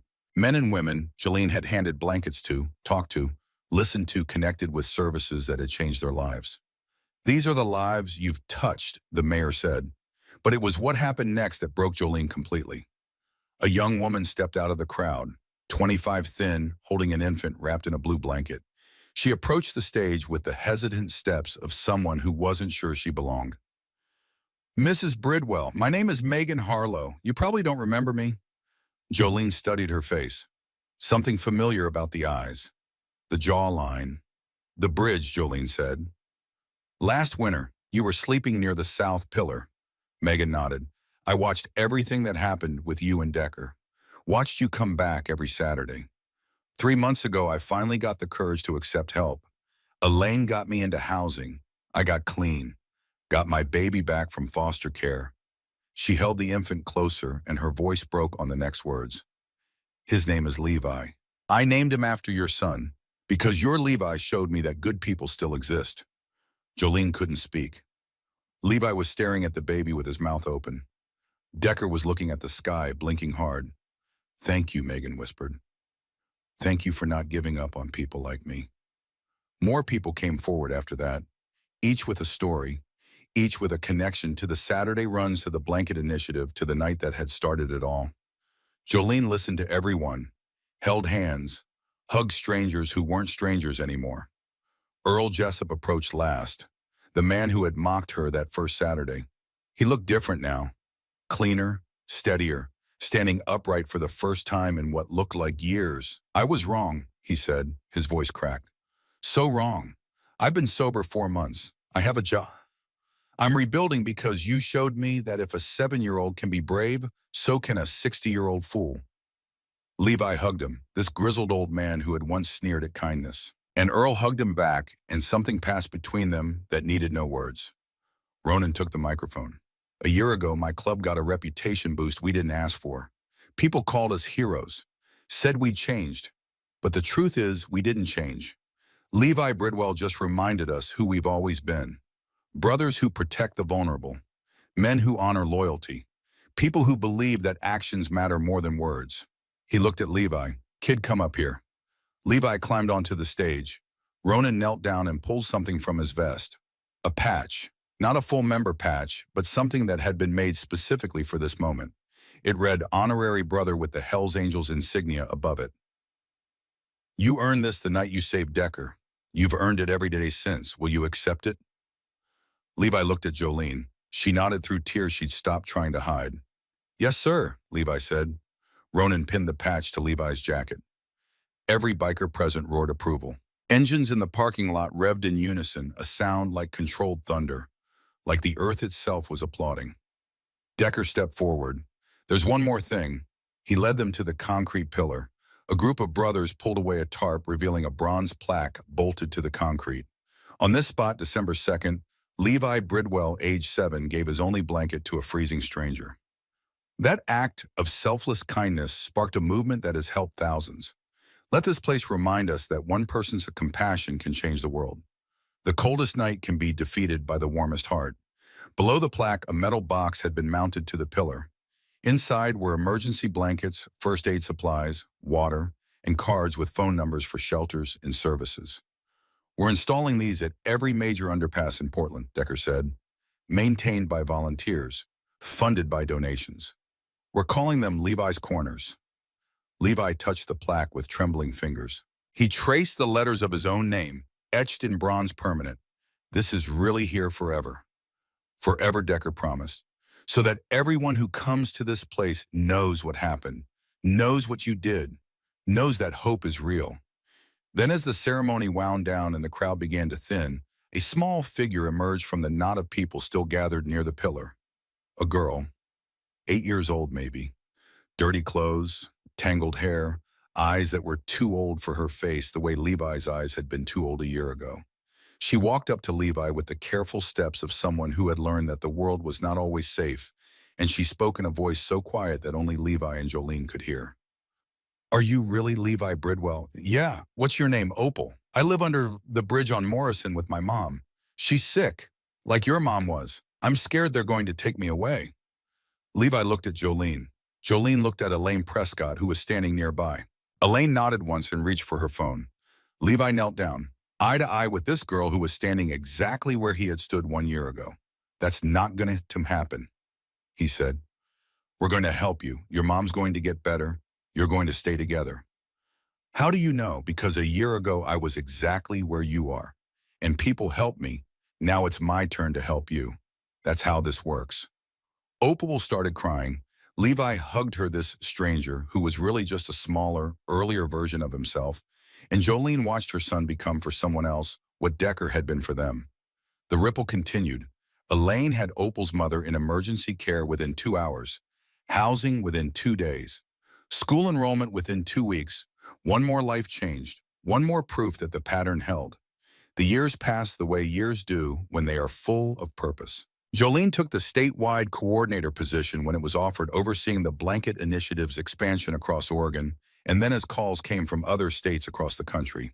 She traveled when she had to and came home when it mattered, and Levi, who understood better than most children what his mother's work meant, never once complained about the nights she was away, because he was doing the same work.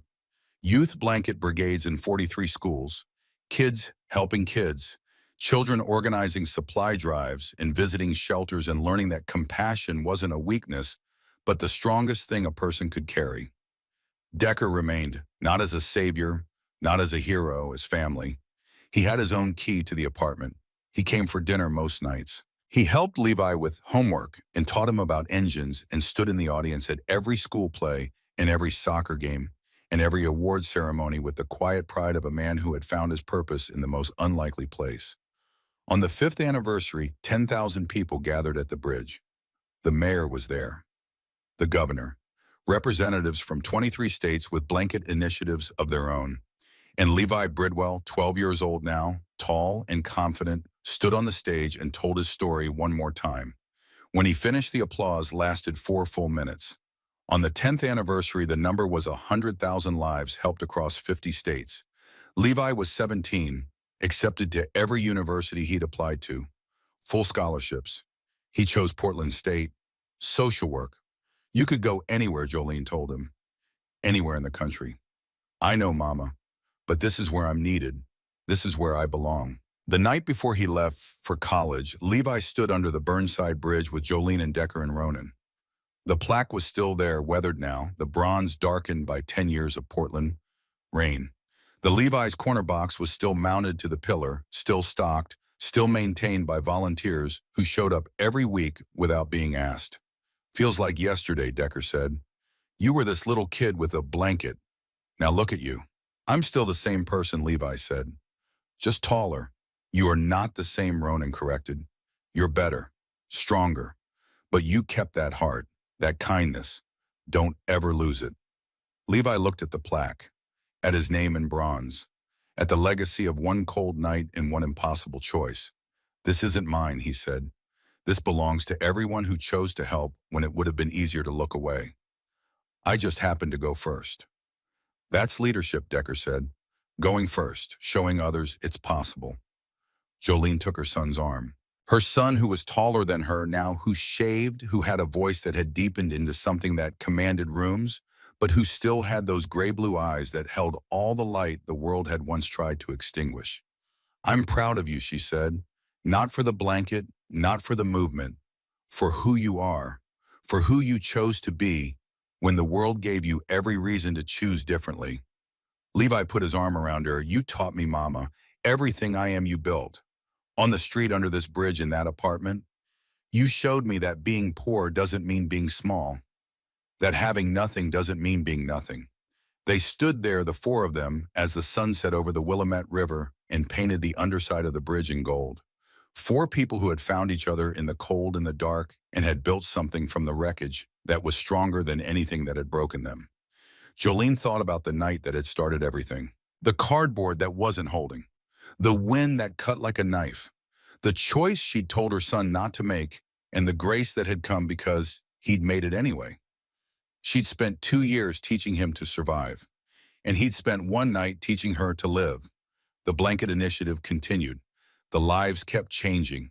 The ripple kept spreading city to city, state to state, life to life, until the original act that had started it all. One boy, one blanket, one freezing night had touched more people than any of them could count. But Jolene didn't think about the numbers. The numbers belonged to reports and press conferences and grant applications. What Jolene thought about, what she held closest, was the look on Levi's face when he'd knelt beside Decker that night. The absolute certainty of a 7-year-old who had nothing and gave everything because he could not do otherwise. Because his mother, in her best and most honest moments, had taught him that this was what it meant to be human. The coldest night had been defeated by the warmest heart, and the warmth spread the way warmth does from hand to hand, from soul to soul, from one small boy under a bridge to 1,000 men on motorcycles, to 100,000 lives made better by the simple, radical, world-changing act of giving what you have to someone who needs it more. One blanket at a time, one choice at a time, one heart at a time.